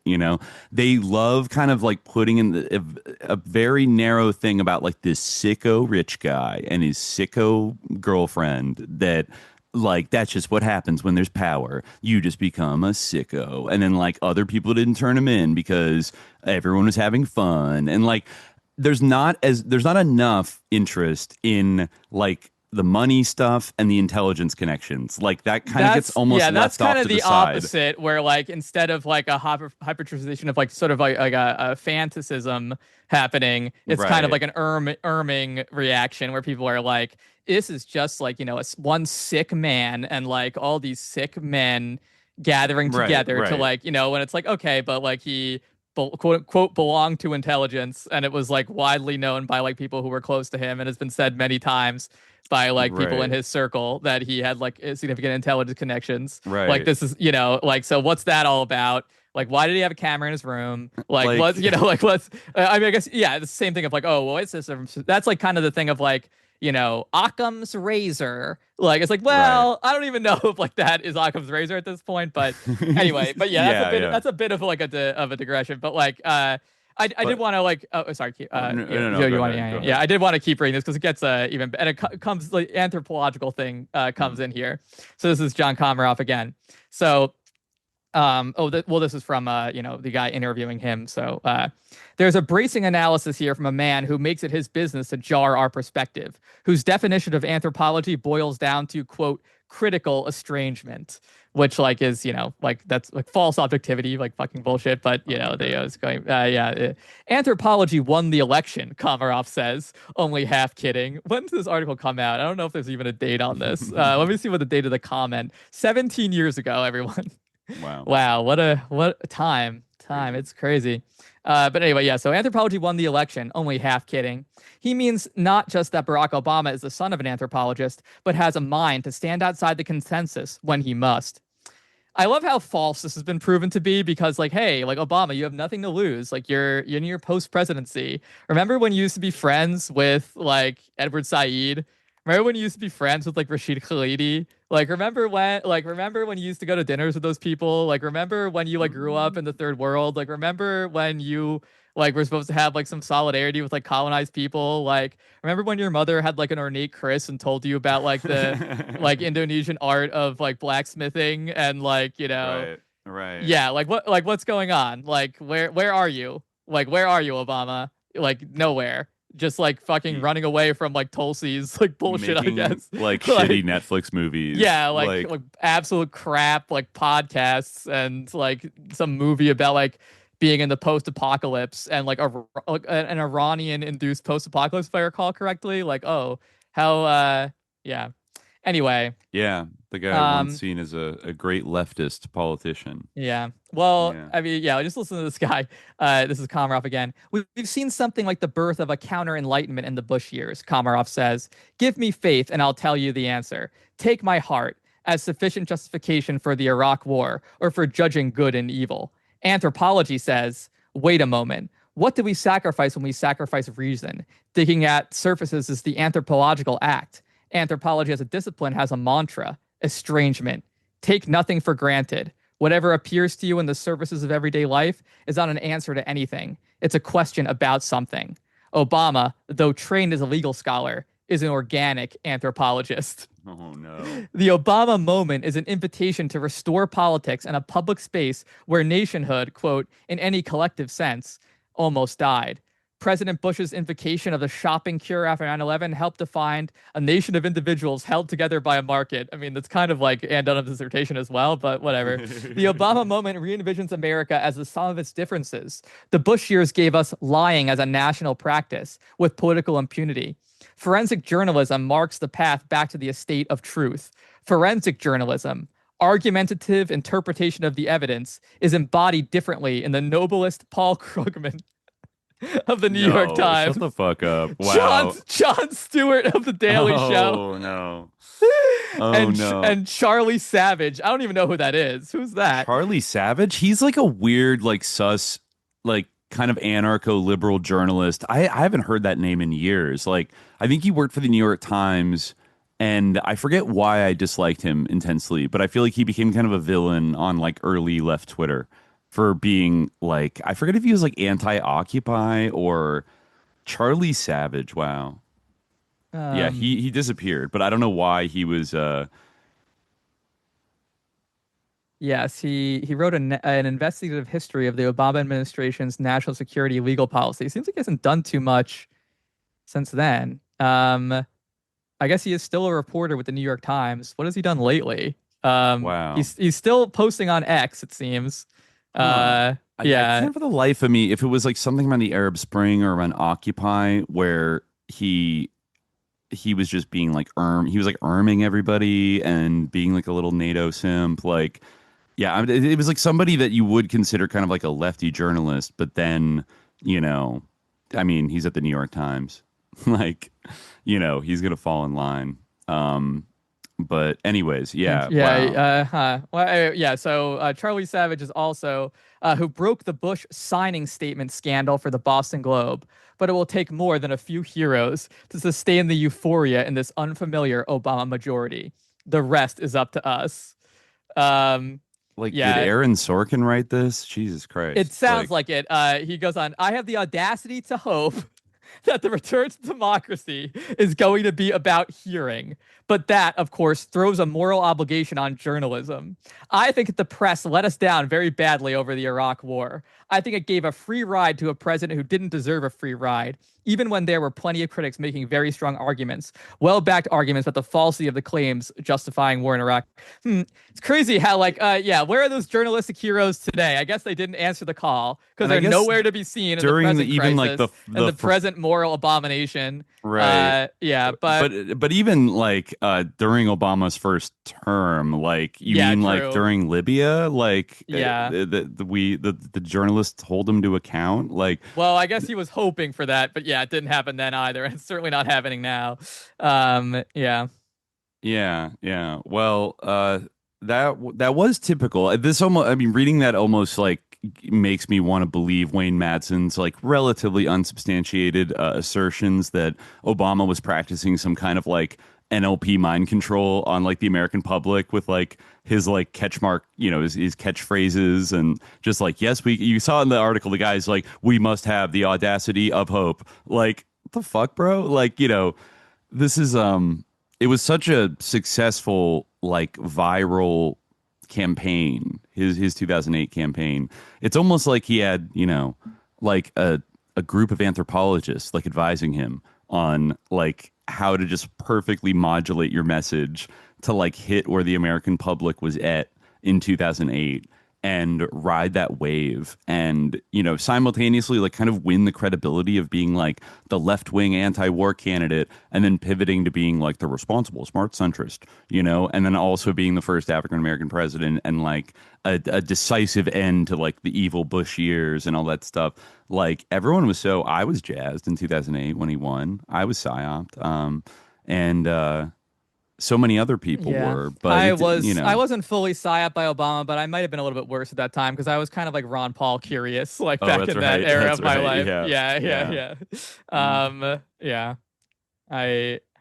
Yeah. I mean, I wasn't fully psyoped by him either, but it was a little bit Ron Paul curious. I mean, it did fall off fast, I think, because of like the bank bailouts and all that stuff of getting like disappointed with Obama. Like, it didn't take very long when you realize, oh, he's going to let all the banksters go, and he's not going to like prosecute anybody for torture, like including his best friend John Brennan, and we're going to look forward, not backward, right? That was his whole thing, and then, the wars and the intervention started, the special wars. Maybe it's a good time to bring up the main book of allegations that I could find against Barack Obama and his mother, which is the manufacturing of a president, the CIA's insertion of Barack H. Obama Jr. into the White House by a kind of reporter that I don't know if he's come up, but he's definitely somebody I used to like keep an eye on, Wayne Madsen. And he's this weird, I kind of described him as like a left libertarian Mike Scheuer.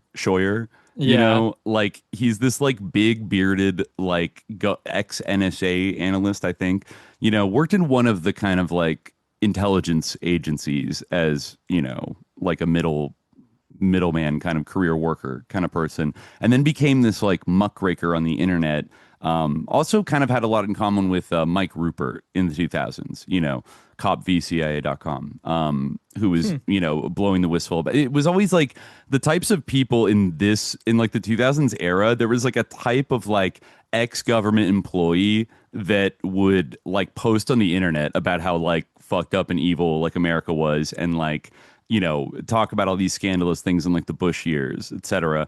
And Wade Madsen, I mean, he also was, I think, not an infrequent guest on InfoWars, but like kind of before the Trump era. I'm pretty sure Wayne Madsen, I don't know if he's like still posting. He's probably a little older now, but I feel like he was anti-Trump and probably kind of like split with Alex Jones over that. I checked. He still is. Yeah, he's like, I mean, in a way, like you would like old Alex Jones, like kind of was like critical. He was critical of Bush. Oh, yeah. And then he was obviously very critical of Obama. Yeah. And so you kind of like thought like, okay, well, maybe like theoretically, if like Obama, is replaced by a Republican, in the future, but it became pretty clear that like Alex Jones was going to be all in on Donald Trump. And now he's like basically like a Trump, like one Trump like mouthpiece, like kind of like Trump, like state media, which is crazy to think about.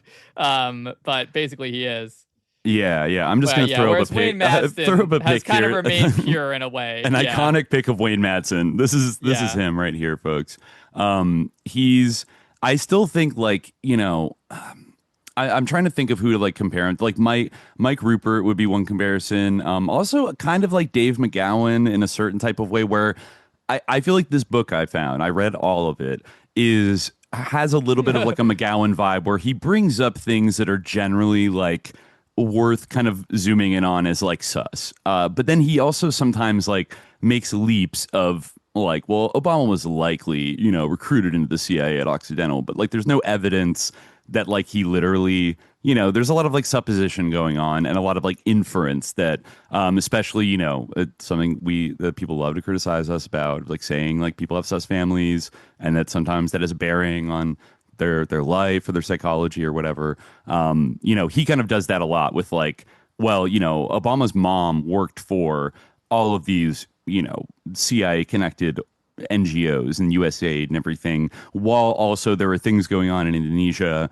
that were super fucked up. Therefore, like she was working for like the Indonesian Phoenix program. Like all of her work was about targeting like communist supportive Javanese villagers like for death squads and shit like that. And like I haven't seen any evidence that that's literally what she was doing. But that said, it's funny because like you're allowed to be like, oh, because Obama's mom was an anthropologist, like he has this critical mind and he has the forensic analysis that it will need. Like that's okay to say, positively but speculate. It's not okay to say like, oh, maybe this like makes him sus. Yeah, like maybe the fact that like he's an on top to like little like academic errand boy for Empire, like the way his mom raised him because that's what she was too. And that's like off the table. You found like a pretty good like article like about like kind of like analyzing Wayne's Madsen, kind of like taking that like approach to Obama. Right? Oh yeah, like that was actually really interesting. Yeah, this is kind of a review of the book, and maybe it's like more time efficient to sort of go through. He summarizes a lot of the arguments in the book, and maybe we can go through. There are some tidbits in the book that are like interesting and like legit. It's just he mixes it in with like speculating. But this is by David Lempert, a review essay, The President's Mother, the Anthropologist, and the Anthropologist's Son, Anthropological Issues in U.S. President Obama, which is a review of the it's like an academic review of the Wayne Madsen book, which actually I kind of love that, because this is like a self-published, like, kind of cranky muckraker kind of book that any academic could easily like scoff at. That's not serious, but he's like, well, let's read this and like go through it and see what you feel about it. I will say he comes off like pretty like sort of he has a negative evaluation of the speculating, and it's like Wayne Madsen is like playing fast and loose with various things. However, his deeper point is like, as an anthropologist, he has to acknowledge is like legit. So he has a really good point, which basically like, and I feel like is like a very SJ like angle on this, which is that like it's a failure of like anthropology as a discipline and like as a form of knowledge production that like this has been left to Wayne Madsen to talk about. Right. He does say that. Yeah. Like he says here in the opening, although many, perhaps most, of Wayne Madsen's claims are unfounded innuendo, lacking in credibility and irresponsible to the point of libel, the implications of the issues raised in this book, I would argue, strike so closely to the heart of anthropology and the role of anthropologists as professionals, citizens, and even as parents and simply as human beings, that this is not a book that can simply be dismissed and ignored by the profession. In my view, there are three related and important anthropological issues raised in Madsen's book that are important for discussion in our profession, and he lists them. A, the first is on the relationship between the national security state and anthropology as a result of anthropologists failing to establish clear professional adherence to obligations of international law. B, the second is on the implications of modern, quote, identities and multicultural ethnicities, and what the implications may be for current and future generations who are being encouraged to, quote, invent their identities and who may choose to fill the ethnic identity vacuum they face with hollow institutional identities or drives of power, violence, and control. And C, The third is on what books like this one tell us about contemporary political culture and views of political power in the administrative security state and in the era of globalization. They highlight contemporary mythologies and ideologies of the weakness of the individual against the apparent omnipotence of agencies of control and suggest the existence of a, quote, dark or shadow politics. And so, yeah, he goes through and basically deconstructs like the main arguments of Madsen's book, and also like the sort of debate, which, you know, is in the heart of all these controversies about the ethnic identity of Barack Obama. Like, what was Barack Obama really? Like, was he an African American? Is he a biracial American? Is he Indonesian? Is he, you know what I mean? Like, there's a lot of like argument and even almost like confusion about, you know, because like I said, he has like such an eclectic international upbringing. Let's see. Yeah, he does critique Wayne Madsen for kind of being like black-pilled and just being like, these shadowy forces they're fucking everywhere. Everything's like, you know, like Obama was groomed, Madsen argues, like he must have been kind of plucked at some young age and like recruited into the CIA in some kind of non-official cover capacity. And when you look at Obama's biography, you know, there are a few points at which you could see it wouldn't be the craziest thing in the world if he was. You know, Madsen also goes in hard on what I think is somewhat convincing, though I haven't been able to find a lot of like hard proof of it, that Obama's maternal grandparents and Dunham's parents worked in intelligence under non-official cover, and their like public biographies for the most part are, especially the grandfather, were a cover for being like an intelligence officer. He doesn't really have a smoking gun, but you know, the story about Stanley Armour Dunham, the grandfather, is that, you know, he served in World War II and was in Europe for a while, and then came back and moved to a few different places in the United States and worked in furniture stores and like was a furniture salesman. And then he like spotted an opportunity, allegedly, because some Hawaiian business council came to Seattle where he was living and like was extolling the opportunities for, you know, come to Hawaii and like start a business. Like, we need business people to move here.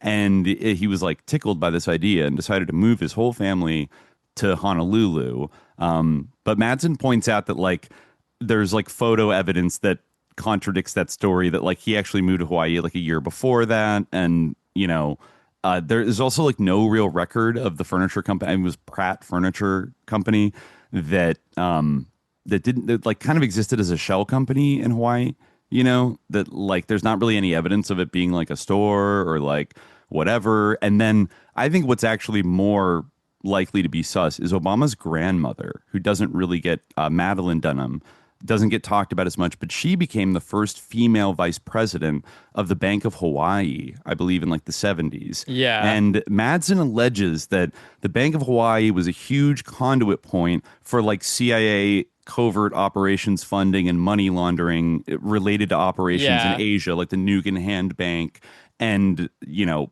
things like that. And that basically they were kind of like doing a lot of little like BCCI kind of Castle Bank type of shit. Yeah, even David Lempert in that article, like he says, like, you know, there is reasonably good evidence in Madsen's book, including photographic, to support the claim that Obama's maternal grandfather, Stanley Amore Dunham, worked for the national security state, though maybe not for the CIA. One could reasonably conclude that he worked for the U.S. military intelligence and possibly in Lebanon, as one photograph infers. Similarly, the fact that Madeline Dunham, Obama's maternal grandmother, managed escrow accounts for the Bank of Hawaii is insufficient evidence to implicate her in slush fund transfer to the CIA, though the book raises interesting questions about her career networks. Yeah. It is pretty interesting for just like a random, I think like her jobs before getting into banking were like she worked at a Boeing plant in, presumably as like an assembly line worker or something in, I think like the 40s or the early 50s. You know, Madsen draws some kind of like tangential connections to the guy who worked at Boeing that was like in charge of that plant there, was recruiting CIA assets like in the Washington area, and she was an employee at the factory. I mean, it's like something like that is like, yeah, maybe, I don't know. But I think it is interesting that, you know, like you never hear about, Obama's grandmother was like the kind of breaking the glass ceiling, being like a vice president of this like I think what is the biggest bank in Hawaii that also had a lot of like startup capital from the Rockefellers and was like connected to their banks and stuff, and probably was like a conduit for like black money flowing in and out. And yeah, as the again, it's like hard to prove without, financial documents. But if she was managing all the escrow accounts, she would be well placed to be a person that was doing a little CIA banking and things like that. And so, yeah, that's like one thing that, that's one potential strike against Obama, though not exactly, Yeah. definitive. But it also would show you, if true, that Obama has constructed a fake like cover story for his family. Like if we have to admit that, like if just that part is true, no, there's a lot it's of, like weird that he wouldn't just be like, oh yeah, my grandfather did a little work for the government. Like what? Yeah. Why is that the biggest deal in the world? Because they're involved in some real deep shit, like covert operations funding and maybe recruiting spies. The big thing also is the coincidence of Barack Obama Sr. And Madsen goes a lot into the African airlift, which was basically like done with the supervision of the CIA. I think it was funded by the Joseph P. Kennedy Foundation, right? And maybe like the very late 50s.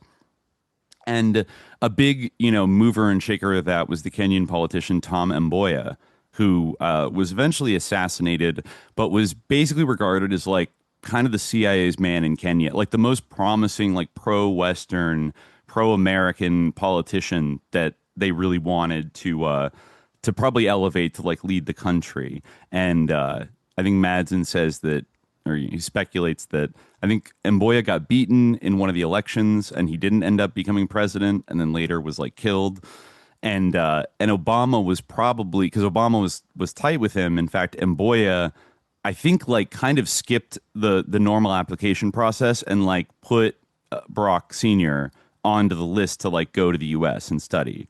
Like there were complaints about it at the time that I'm forgetting the two kind of dominant ethnic groups or tribes in Kenya, but there was like a controversy over Mboya picking people from one tribe that he was affiliated with, like to the detriment of qualified people in kind of the other large tribe. You know what I'm saying? So so Obama ends up going to this university, which was very, I mean, like many universities, but highly active in like Cold War type shit. I think where he met Obama's mother in a Russian language class, I think at the University of Hawaii East-West Center. Yeah. Which did have CIA connections throughout the Cold War. Yeah, I just really love this article where this guy like has to like, kind of reluctantly admit like all these like points that Wayne Madsen made that like kind of have something to them. Like like Madsen's book raises questions about how Dunham could have studied Russian at the height of the Cold War at the University of Hawaii with her first husband, and why she would have married an Indonesian lieutenant colonel whom she also met there if she didn't already have some inclination towards supporting the institutional objectives of the U.S. national security state and the interests it served. This is really as far as the evidence Madsen presents on Dunham goes. But he's like saying like, okay, it doesn't go that far, but it is like a question. Yeah. Yeah, it is a question. Yeah. It's like, yeah, I mean, I feel like he has to be, because this is an academic article, he has to be like extra kind of, I think he goes a little, like he's right about some of Madsen's like facts and assertions in this book, but I feel like he goes a little too hard in being like, there's no evidence that he presents whatsoever. Like there's a lot of weird circumstantial shit that you could kind of point to. I mean, it's funny that this author validates the speculation that Barack Obama's grandfather was posted to Lebanon, like in the either late 40s or early 50s, and like, because that is like, big if true. I mean, but there's kind of like weird stuff, like a lot of his records were destroyed and it's like not really clear. He's supposed to have moved to like a bunch of different weird random American cities. Like he was in San Francisco for a while, and then he went to Kansas, where I guess he's from, and then went to Seattle, and then went to Hawaii. So like, I don't know, like to what extent could that be made up for his overseas service? Like, I don't know, but he doesn't seem to like knock that one out of the park as like fake, no evidence. I don't know. Like it's it's yeah, but he does kind of have to reluctantly admit that Madsen like kind of does have a point. Let's see. Yeah, he says that there's also here, I'm going to read this part from like halfway through. Yeah, right after that. The specific allegation that Madsen makes several times and then begins to state as proven fact that Dunham went to survey the political leanings of Indonesian villagers and then provided names for government death squad targeting as part of the ProSims project to target Chinese Indonesians and other so-called, quote, communists is irresponsible, inappropriate, and not credible. I mean, yeah. I mean, he does say like she was getting evidence for death squads, basically. So he says Madsen misrepresents. This is actually, tell me what you think of this. Madsen misrepresents an article by anthropological historian David Price in describing anthropologist Clifford Geertz as, quote, one of the top witting U.S. assets in Java and calling him Dunham's de facto control officer. He also misuses Price's work to suggest that Price believes that Dunham was funded by the CIA and was responding to the CIA. The chronology of Dunham's employment and activities in Indonesia does not even put her in the field in Java until 1975. Okay, so like stopping right there. Her relationship with Geertz, like to say that he was Ann Dunham's control officer, that doesn't seem to make any sense. If anyone, Dewey was her control officer, right? I mean, in a way, like you're splitting hairs a little bit, but I don't know what he means by control officer, but like. In a broad sense, you could almost say that anyone's academic advisor is their control officer, but the chair of their dissertation committee is kind of your like handler, I guess. Yeah. But and like, was he one of the top witting U.S. assets in Java? Like, it wouldn't shock me I guess if he was. It like depends on what you mean by witting. Like, it's like how much do you buy his like insistence that he didn't like know about the political stuff, and that's like the issue. Well, like it's also it depends. Like, I don't think that's libellous because it's just a matter of being like, what do you believe? Like his playing dumb act or not? Right. Well, it's worth mentioning, given that 1965 was the year this horrible slaughter and this coup and everything, that he must have been at least by the late 60s aware of like the heavy infiltration of like the national security state into anthropology because of the revelation of Project Camelot, which Madsen does describe like at various points. And this was started in 1964. It's a counterinsurgency study begun by the U.S. Army. The full name was Methods for Predicting and Influencing Social Change and Internal War Potential. So this is out of an office at American University that got an eclectic team of psychologists, sociologists, anthropologists, economists, and other intellectuals to analyze the society and culture of numerous target countries, especially in Latin America. So then I think professors in South America discovered this military connection to it and criticized it. And then in 1965, the DoD ostensibly canceled it in July 65, but continued the same research more discreetly. And this actually led to a little bit of a kerfuffle in like the anthropology field. And it led to something called the Beals Report in 1966, right? Which was a pretty scathing indictment of like the infiltration of these intelligence, operatives and, objectives into the world. And I think it also like warned, it was written by, I think, a UCLA anthropologist that warned that like we risk the credibility of our entire discipline and our profession by letting ourselves be weaponized by the CIA and the military and these foundations. And I think this report was like heavily suppressed for a very long time and not like widely distributed, and I found one. I was looking at where did it go? I was looking at a little quote here, like a news clipping about Project Camelot. Oh yeah, anthropologists debate concern over future of foreign research. This is on CIA.gov from 1966. It does note here, last year, in the wake of the wreck of Project Camelot, the Anthropological Association commissioned its executive board to explore the profession's relationships with the agencies which sponsor foreign research. The board received a $21,750 grant from the Venner Gren Foundation for Anthropological Research and appointed Ralph Beals of UCLA, a past president of the association, a report on the subject. So the report itself, scathing as it was partially funded by the Axel Wenner-Gren Foundation, which is interesting, given that guy's backstory.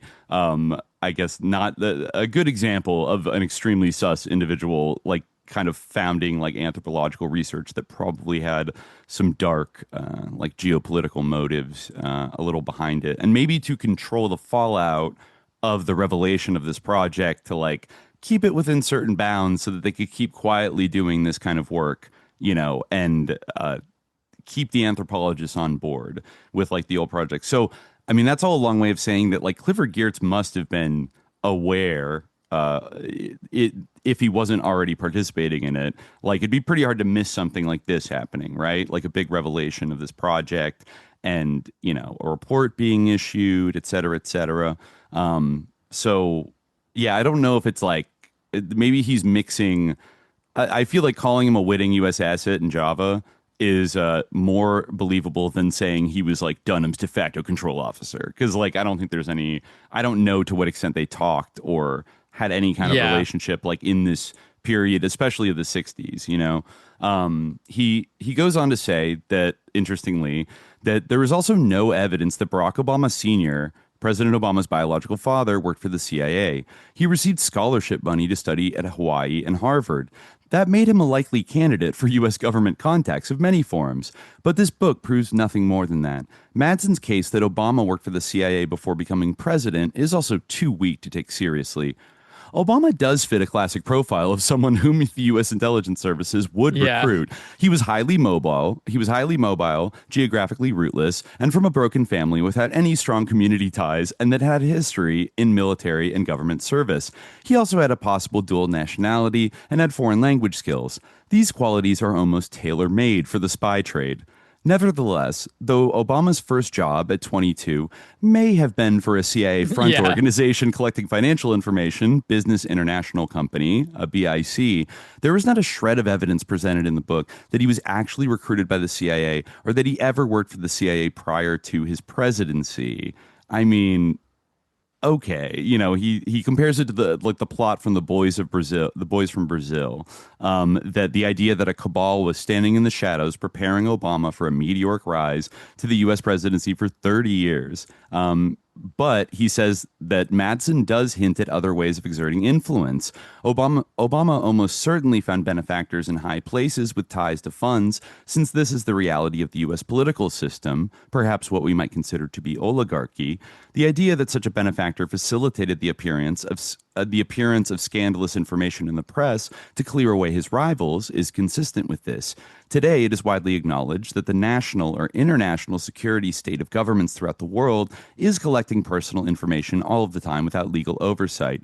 Though Madsen does not offer any proof, it is conceivable that the security state now uses such information and suppresses other damaging information so as to create indebtedness among political figures that it favors. And again, yeah, think about Epstein in that kind of context.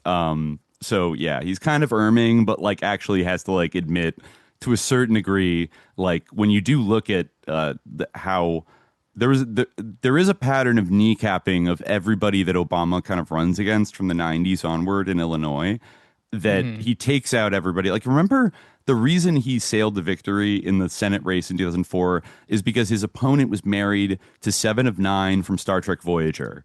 And like Obama, there was a judge that was petitioned to like release their divorce files, which like, you know, Jerry Ryan, the actress, like tried to suppress, but then like the judge was like, I think this is in the public interest, and released it. And it was all about how Jack Ryan, the candidate, like used to take Jerry Ryan to like BDSM like public sex clubs and stuff like around the world, and wanted her to like, you know, have sex in front of everybody. And that was like one of the reasons they got divorced. So that guy just got like totally wiped out and like thrown out. And then they put Alan Keyes in his place, and Obama won with 70% of the vote, et cetera, et cetera. You know, like he obviously, it's funny, Wayne Madsen doesn't get into like the critical sponsorship of the Crown and Pritzker families in Obama's like rise to power, right? Like I'd say if you want to look for like later CIA connections and like having like very powerful fixers on your side, like those two families are very well equipped to like provide that, pathway for him. But anyways, I think the most interesting thing is in this article is when he talks about just for the anthropology. record. Oh yeah. Just for the record, David Price did describe Geertz as an exemplar of the quote half unwitting scholar who was not directly concerned with the forces and politics of the Cold War, even while contributing to the intellectual discourse in ways that supported American hegemony. So I don't think that it is like totally libellous to say that like he kind of, and I feel like half unwitting is like the kind of means like witting, and like you can't be half unwitting because either you know or you don't. Yeah, you're supposed to be a smart guy, like willful, basically willful obliviousness. Like you're choosing to be ignorant, basically. And I think that is a dynamic that it certainly sounds very believable to me in terms of like the world today, and the way people work in like evil institutions and kind of compartmentalize it to be like, oh, I'm just like, I get all my funding from like, some shadowy foundation or force, but like I'm doing good in the world, like that. It seems to be that they figured out ways to like finesse people to like not ask questions about the job they do. The nervous laughter of somebody who doesn't know who they really work for, that kind of thing, right?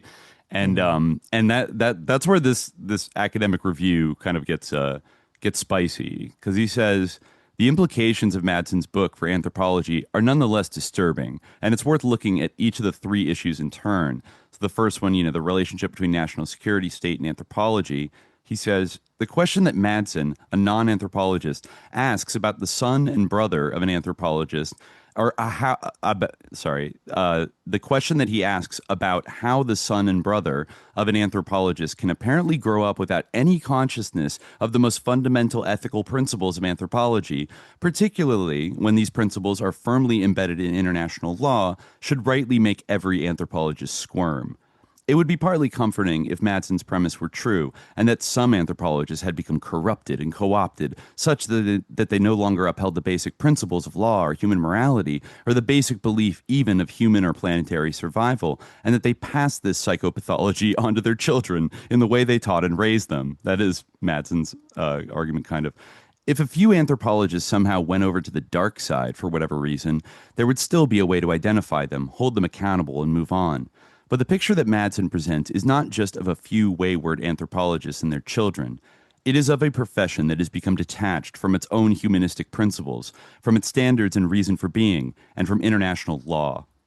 What the argument in Madsen's book is really suggesting, quoting anthropologists like Ralph Beals and his 1966 report, which was long suppressed, along with Margaret Mead's response in 1971, is that anthropology has so long been corrupted that it has now for decades done nothing to ensure that those whom it educates at any level, or who are members of anthropological organizations and who work as professionals, take any enforceable oath of any kind to international law and to the ethics of the profession when they work in practice.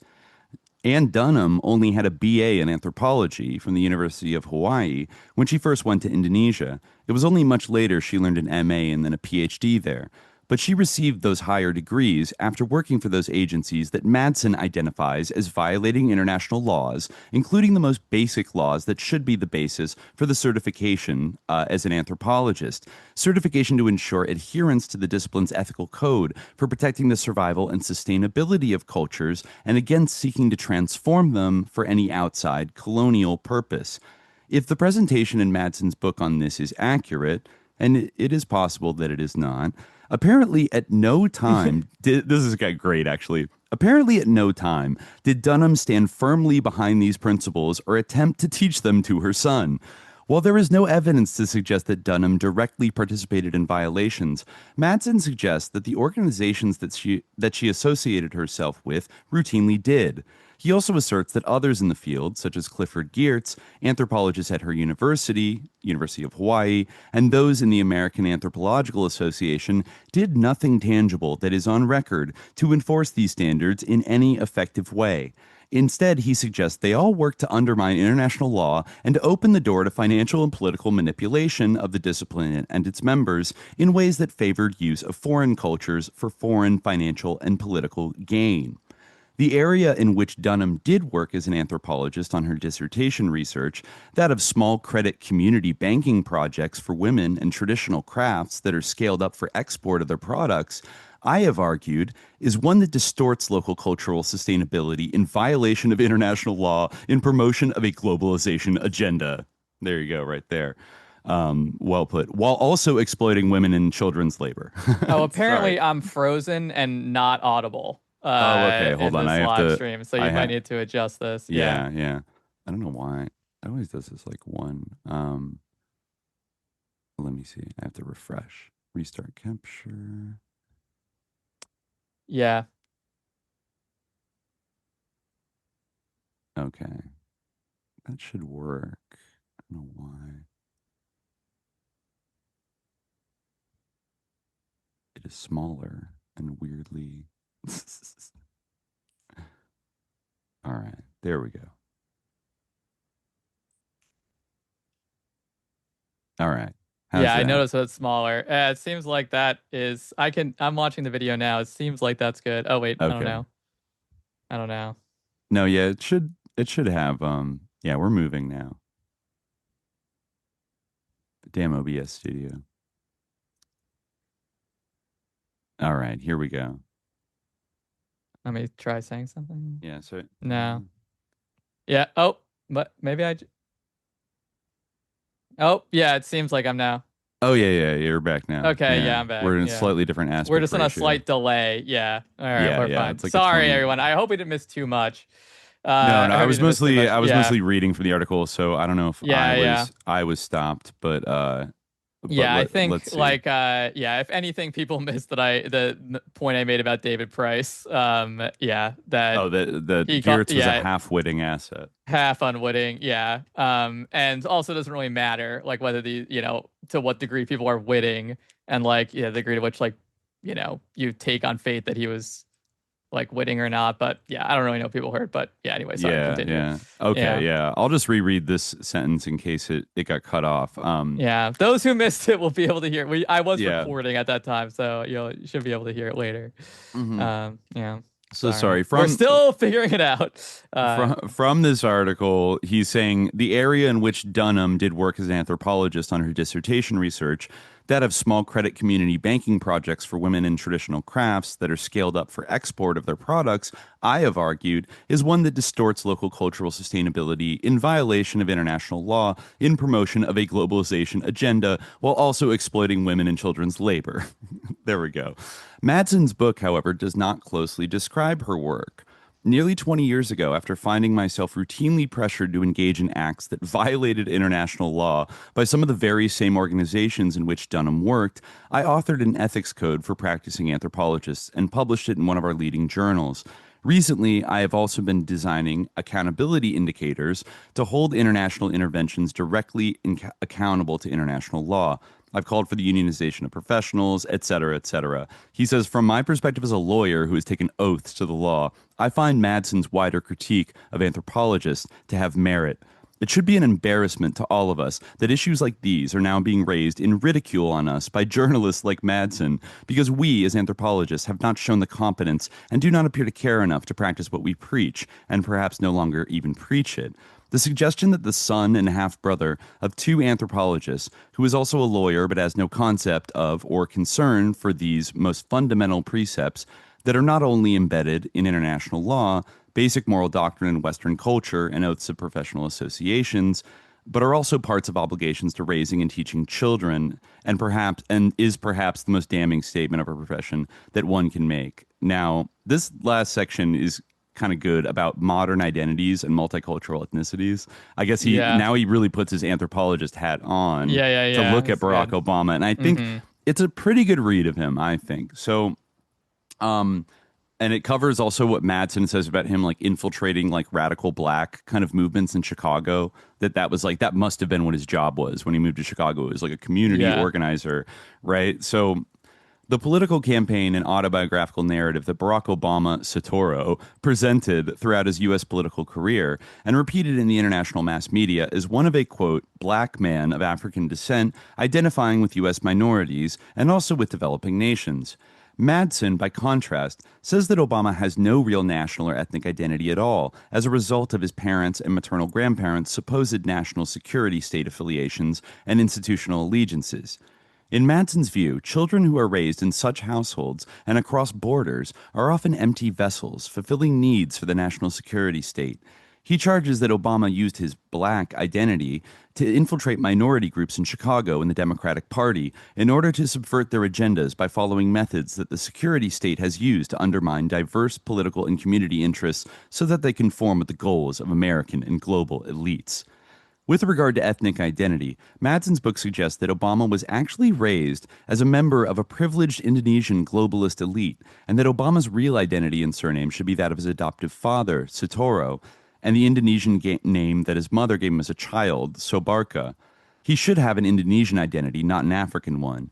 His nanny was Indonesian, which is interesting. Wayne Madsen brings up that he had a drag queen nanny in Indonesia, and I found a very peculiar biopic about young Obama that's on YouTube with an Indonesian movie, right? Very weird English dubs, but the drag queen nanny character is a big character in that. I think now lives as a trans woman in Indonesia, but spent a lot of time with Barack. I'm just kind of shocked that none of these MAGA people seem to have discovered that. I mean, I don't want to give them ideas, but it's I'm oh, interesting. The way it's done in the movie is sort of it's a funny portrayal.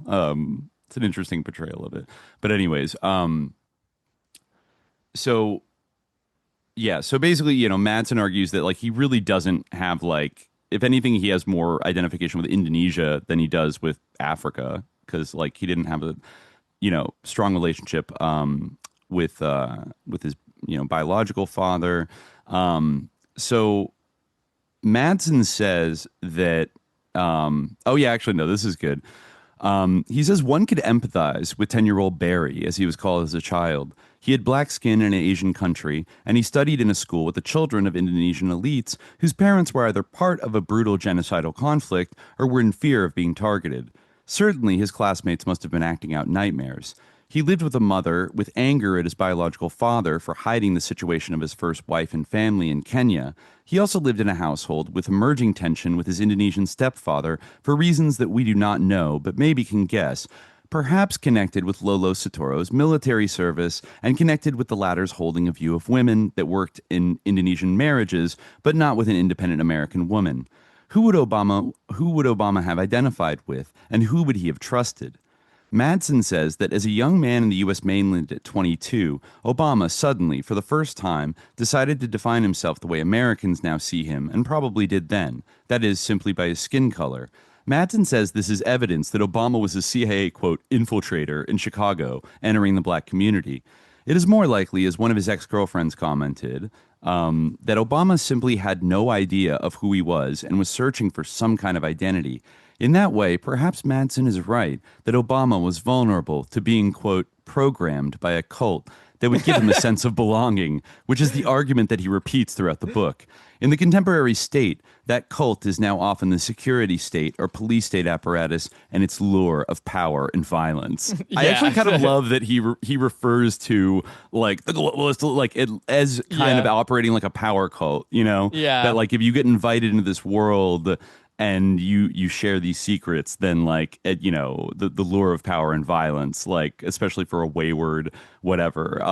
But going on, then that's a very accurate read of what happened. I think for sure. It's a nice anthropological read of what our kind of power elite is that kind of brought Obama in and elevated him. They are kind of a cult in a way, Yeah, this gets even better. This next part is he really spot on, I think. reads him for filth here.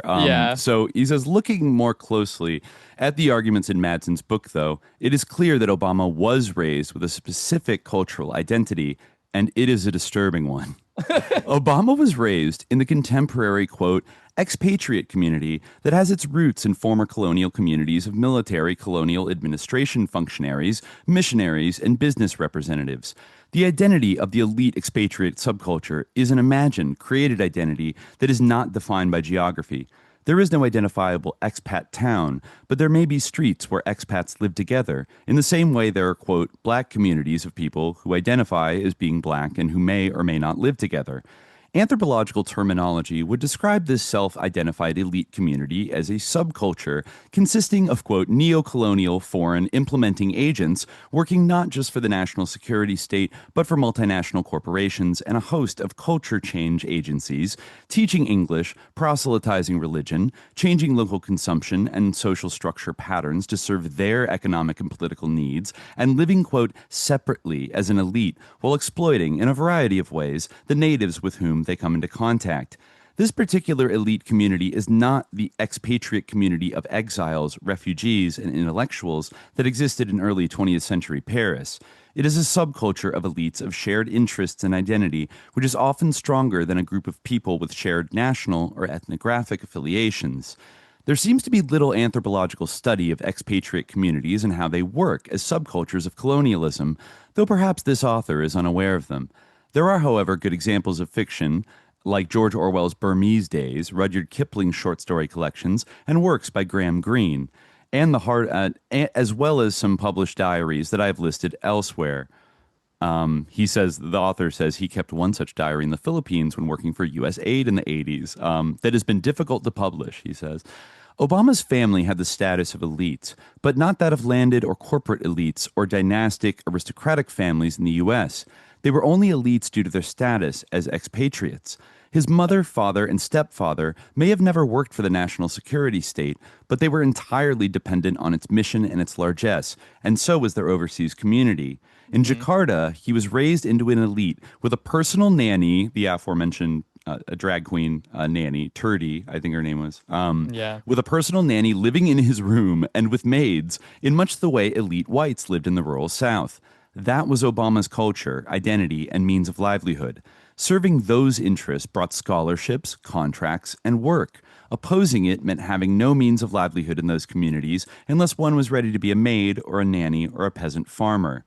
The, quote, multicultural identity that Obama learnt and chose when he returned to the mainland U.S.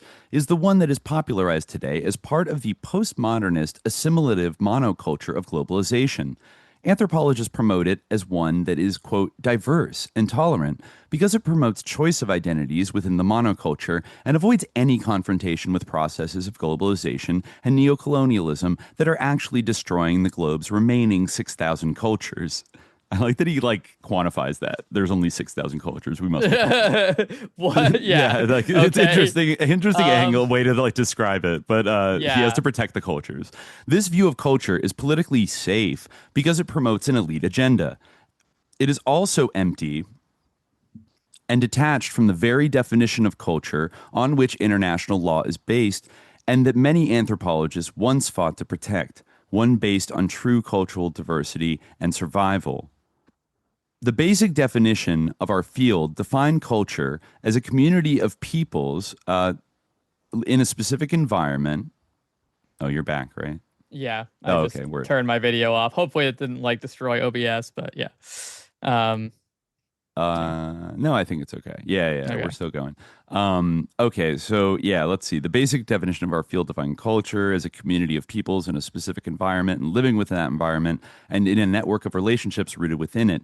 In a place of culture is defined by geography, language, and practices, which were the founding concepts of the discipline. We now have political ideologies as cultures, socialist and post-socialist, hobbies and technological choices as cultures, internet culture, individual businesses as cultures, corporate culture, organizational culture, single aspects of human needs and as cultures, fast food culture, slow food culture, and sexual preferences as cultures, gay culture, among every other individual choice, single variable, and permutation.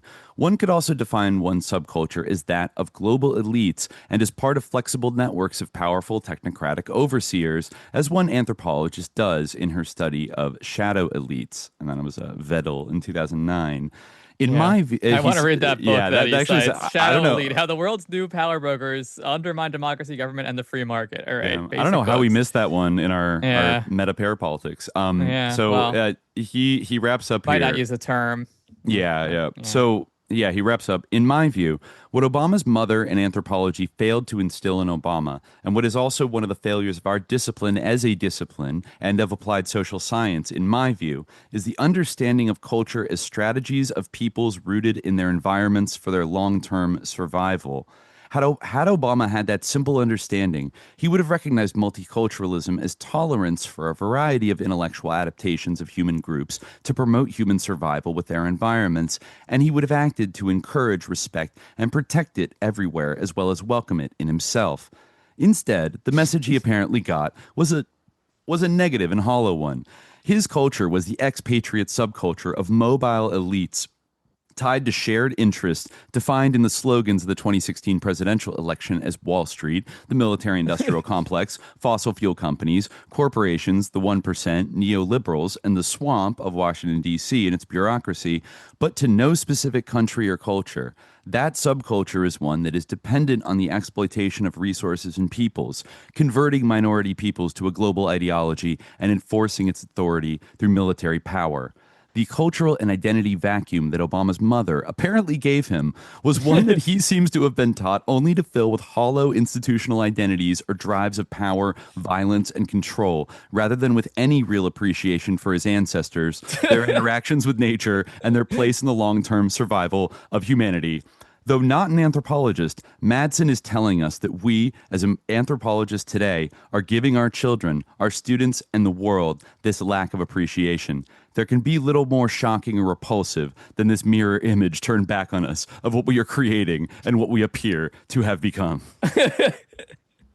Damn, that's wild. It's ironic that he describes it that way when, what is the title of her book? Like Survival Against the Odds. So yeah. Mm-hmm. And he's kind of saying that like she might have named her book that, but she didn't really understand like what cultures are and like why you should respect them. You know, she just like, it's the kind of thing where like, and yeah, it's hard to say like, how knowledgeable was she that, I don't know, like that she's part of an imperial process, right? A colonial process. I have a feeling that maybe she would like push back and be like, how dare you? I'm not a colonialist. I work for the Ford Foundation. Like, I don't know. Like, and then did she pass that psyopt worldview that on-top worldview onto her child? Well, it shows like it shows the idea that like she thought she could work within like that system, whether she like thought she was like a colonialist or not, or like whatever, or whether she like, I feel like there's no way. It's not in her book, weirdly, like it's not mentioned in her book, like, but like the kind of the Cold War context and stuff like that is like the sort of like, the influence of like US policy goals on the nature of anthropological research, like in the time of Geertz and also of her advisor. Like, I feel like that's something that like she couldn't not be aware of, I don't know if she actually mentioned it in her full dissertation, but like she might have thought like, oh, but I can work within the system, Like even that other guy said like, well, some people like phrase their research differently and got like grants, to do like work that was past. Like good. Yeah. Yeah. Which like, I'm not saying isn't possible, but like, I almost feel like her ideology was like, yeah, like she had basically the neoliberal ideology like of like, the Green Revolution and like the, microcredit revolution and basically like of, like what we saw with like Obama's relationship with like Myanmar during his presidency, like prioritizing development over like a genocide happening. Well, I mean that's the real proof is in the pudding. Is like everything is like worth like development. Like if we can just develop, like that'll help people out of poverty, and that's good. And not like realizing how easy like a goal like an abstract goal like development, like economic development is to like kind of like manipulate, and like how once you like get in bed with the Ford Foundation in order to pursue the goal of getting people out of poverty through development, like it's kind of like anything that like is good about your work is going to be left aside. Anything that is useful to like nefarious people is going to be used. Absolutely. That's like kind of what you kind of have to realize. That's what they're paying the money for. Yeah. And there are some I mean, I feel like she kind of had like a little bit of like a savior complex. Like, I mean, not something super uncommon among anthropologists, but like, Right. But it does kind of bring into question because like her parents were just kind of like she seemed to have a pretty good relationship with her parents and like they just seem to be the most kind of like normie greatest generation, like middle class, like I'm a furniture store manager or some shit like that. And like where did this burning passion to like go out into the field and like do this anthropological work and stuff, like where did it really come from? Because she has so many blind spots that it's hard to believe her as like a full on kind of like hippie countercultural, even in like the psyops like sense that we talk about in the 60s. There were people that genuinely like wanted to not work for the military industrial complex and like wanted to, even if they eventually got co-opted. Like I'm not quite seeing that from her. She does seem to like her whole family and Obama have this thing where there's just a big blind spot with like people who end up working for like the government, especially in these not explicitly like military fields, that like because they're on the civil side of things, they get so offended if you're like, do you know that like you're like I remember talking with somebody that I knew from college whose like parents were like USAID workers. And I remember Uh-huh. bringing up a bunch of like noited shit. This is probably in like 2017. And it was like, I started bringing up some like, well, like CA Franca. And he like kind of couldn't, he was like a hippie kind of guy, like pretty left wing, but like he kind of couldn't handle like having that conversation that like is no, like they do so much good around the world. They're like the one thing in the US government that isn't sus, right? I mean, you saw it Yeah. when they defunded it earlier this year. Like I think the closer proximity you have to like a federal government job and are like a civil servant, like you absolutely freaked out is like, no, like they do so much good around the world. And it's like, sure, I'm sure they fund some like health things that are like not always us Yeah. and like might marginally help a little bit. That's not like why they exist. And then it's like so frustrating also to see Exactly. Yeah. It's kind of like Trump and Rubio and people be like, it's like a communist organization that is like helping our enemy. It's like, what the fuck? Like, no, it's not. it's Like, really interesting, like how they somehow like can like I don't I don't know. I almost don't actually believe that they believe this, but like the way they talk, it's like they somehow convince themselves that like Henry Kissinger was like woke and yeah. like got like so woke that he thought like it was America's job to like help the world like out of gregariousness and out of like like being woke when like Right. no, that is like the key instrument of like American empire and soft power. That's how we make the Yeah. entire world like dependent on us and like enslaved to us. Like, Right. Like that's so why to these actually foundations were get rid of made. that is like insane. Like that's why I almost feel like it's not like that. Like those, like that purpose, like will be folded into like other things. Or like unless they've truly lost it, and like we talked about this before. Like maybe not lost it, but like are pivoting to a different grand strategy.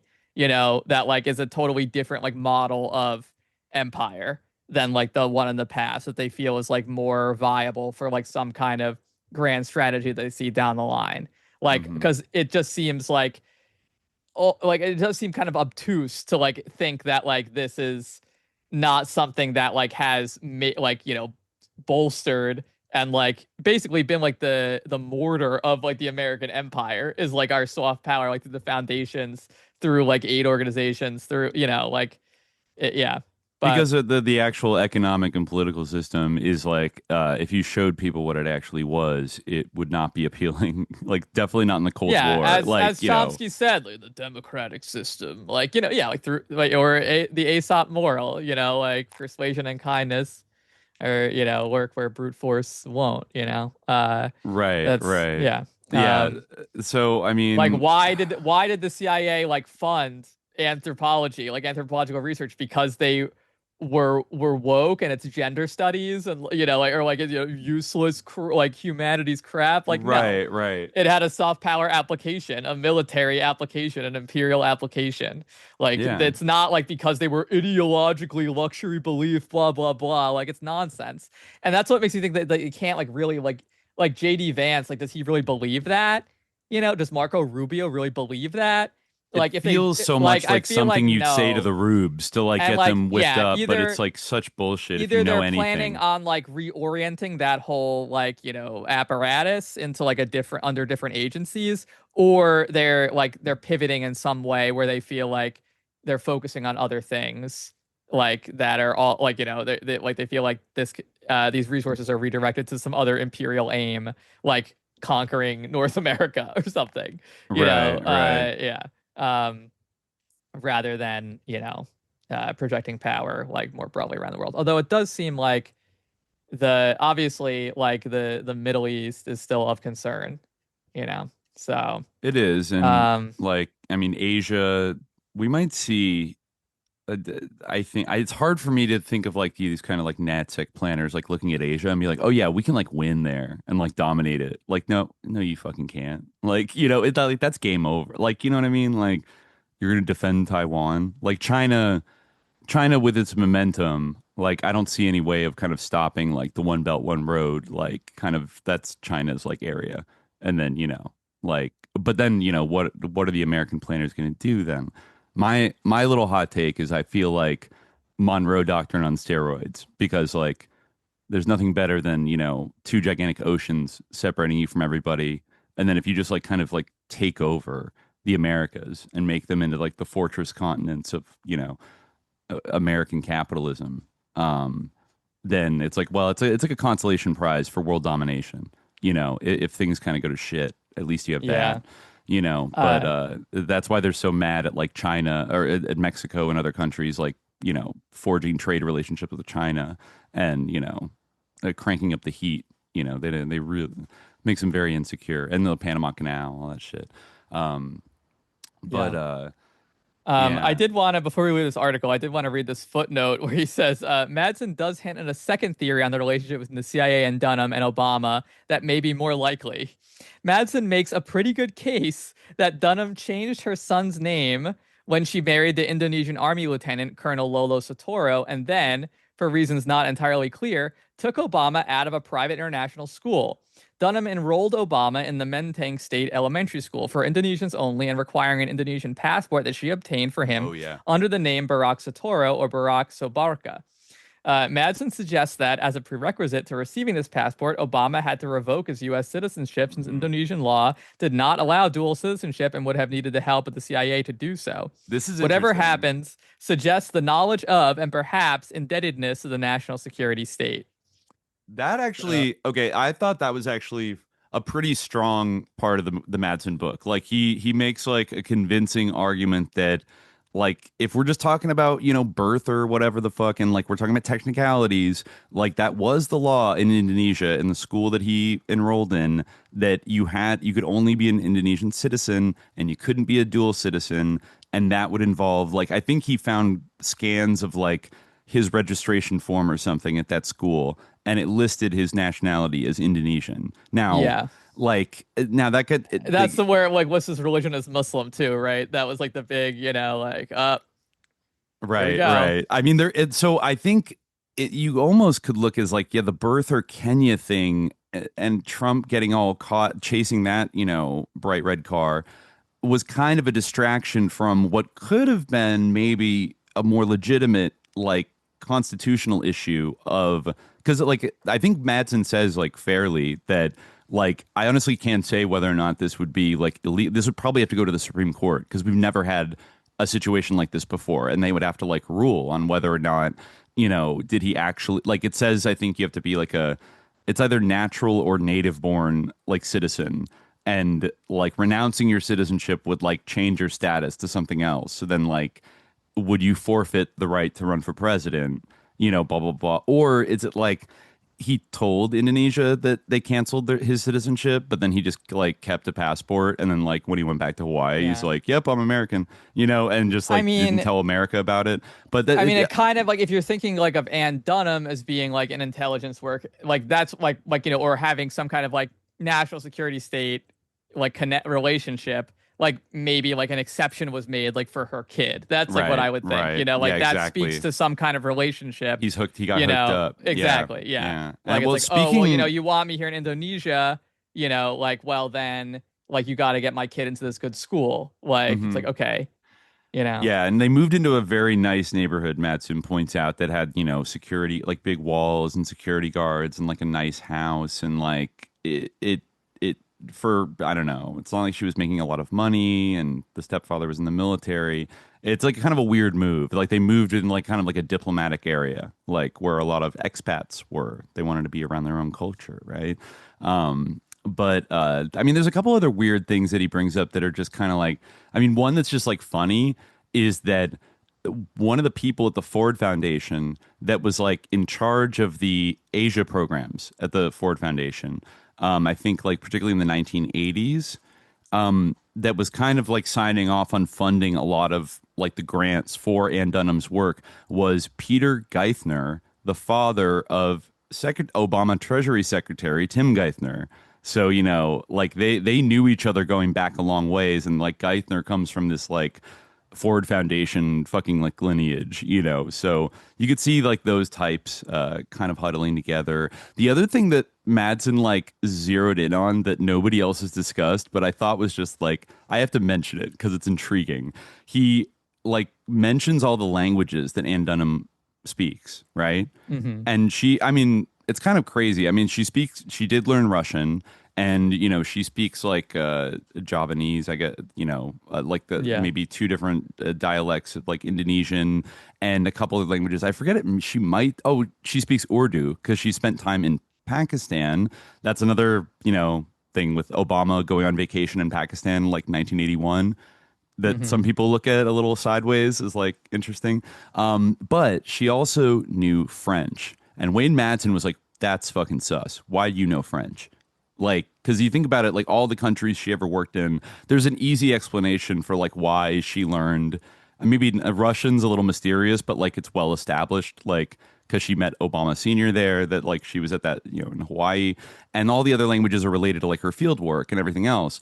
But she speaks French, and Madsen zooms in on a period in the 80s where like I forget where she was allegedly supposed to be doing field work, but he seems to think, he has a hunch that she was working in West Africa in the 1980s in Francophone countries, particularly probably Cote d'Ivoire and Burkina Faso. And Madsen goes so far as to suggest that perhaps if Ann Dunham was a full-time like CIA anthropology officer, that she might have been somewhat involved in the assassination of Thomas Sankara.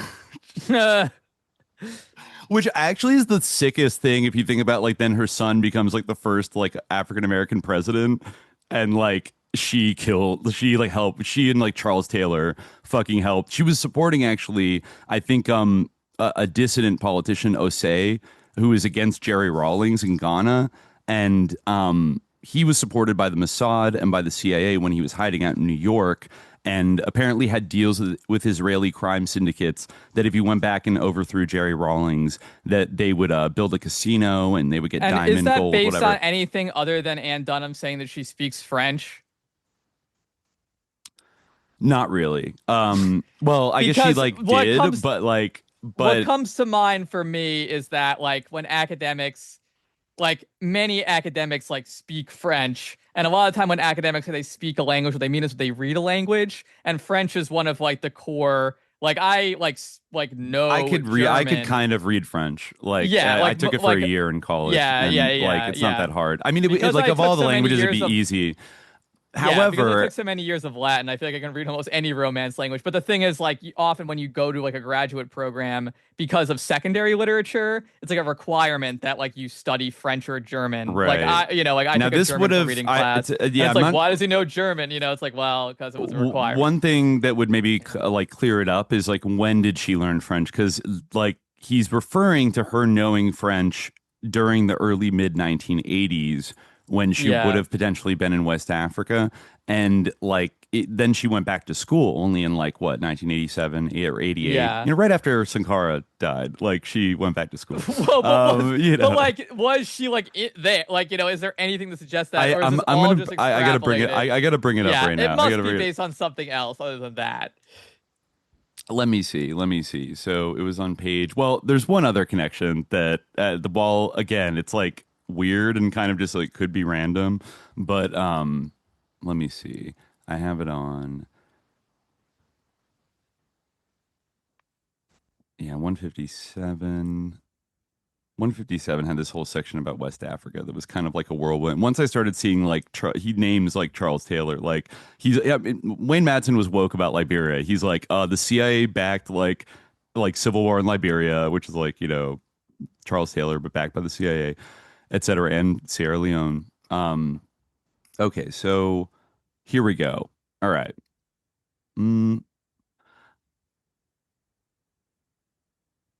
Yeah, okay. So according to published biographical material, Anne Dunham worked in Indonesia and Pakistan for USAID, in Java, the Regional Southeast Asia Office, the Ford Foundation in Jakarta, the Asian Development Bank for Pakistan, Agricultural Development Bank, let's see, in Lahore, etc. All reportedly CIA fronts involved, respectively, in the post-Sukarno agency activities in Indonesia and CIA Mujahideen support activities in Pakistan. Also, it is an interesting time for her to pop up in Pakistan doing microfinancing. You know, they were doing a lot of financing of things in like 1981. So she also spoke to varying degrees of fluency. Okay. Bahasa, Indonesian, Javanese, Dutch, Urdu, Russian, and more interestingly, French. Dunham's presence in Indonesia and Pakistan would explain her knowledge of Bahasa, etc. Blah, blah. However, it is Dunham's knowledge of French and the only other reported country she visited in Africa, other than Kenya and Egypt, Ghana, that raises suspicions as to her true mission when she was in West Africa. So, okay, she did go to Ghana at some point. Let's see. While working for various CIA front identities, including the World Foundation, the Ford Foundation, World Bank, and International Labor Organization, she spent time in Bangladesh, India, Nepal, Philippines, and Thailand. She reapplied for her passport in Honolulu in 1986. She supposedly left Hawaii. Okay, here's where we go. So she reapplies for her passport in April 1986. She supposedly left Hawaii for Indonesia in 1988 to complete her PhD in anthropology. However, she also reportedly lived in Pakistan from 1987 to 1992, working for the Asian Development Bank. So it sounds like there's a gap maybe between 1986 and 1988 where she was supposedly in two places at once, but it's like a little murky. Let's see. Her 2-year employment contract for the Ford Foundation ended in December 1982. Let's see. Then she reportedly returned to Jakarta to work for Ford until 1984. There was no indication as to when Anne went to Ghana, but in the mid-1980s, the country and one of its northern neighbors, Burkina Faso, were hotbeds of CIA activity. And I guess Barack Obama even made his first trip to Africa, to Kenya, in 1987. But it's not known whether their trips coincided and whether they met in in Ghana or somewhere else. So let's see. Yeah, he talks about all her files are sealed. And then in 1987, that's right. Yeah.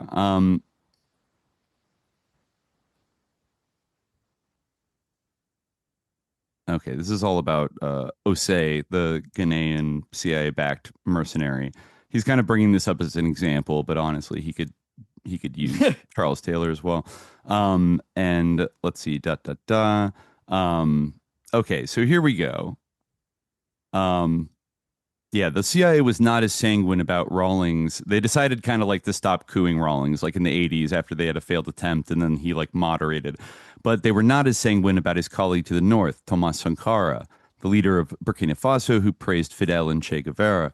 Sankara became a public enemy as far as the CIA was concerned. If Anne Satora was anywhere near West Africa in 1987, it is a big if, but with her command of French, the language of Burkina Faso, she would, with her experiences with Indonesia's coup and possibly attempted coups in Ghana and Suriname, would have been a perfect fit for the CIA to act as a liaison with French intelligence and Burkina Faso government coup plotters in Ouagadougou, the Burkinabe capital, Abidjan, the French-speaking Ivorian capital, and Accra, a CIA support station for a planned move against Sankara. And there were a lot of like French moves going on in Abidjan and elsewhere. The Tolbert family was kind of running things. Anyways, Oh, yeah, the CIA's operations against Sankara also reportedly involved a number of CIA-backed English-speaking guerrilla assets in West Africa, including Charles Taylor of Liberia, Fode Sanko of Sierra Leone, and Yahya Jammeh of Gambia. All three enjoyed close relations with Libya's Gaddafi. Taylor and Jammeh would later overthrow the civilian leaders of Liberia and Gambia, respectively, with CIA help. Let's see. Sankara, we all know this, and he denied to pay the IMF debts. And there was strong suspicion of Mossad involvement in this coup as well.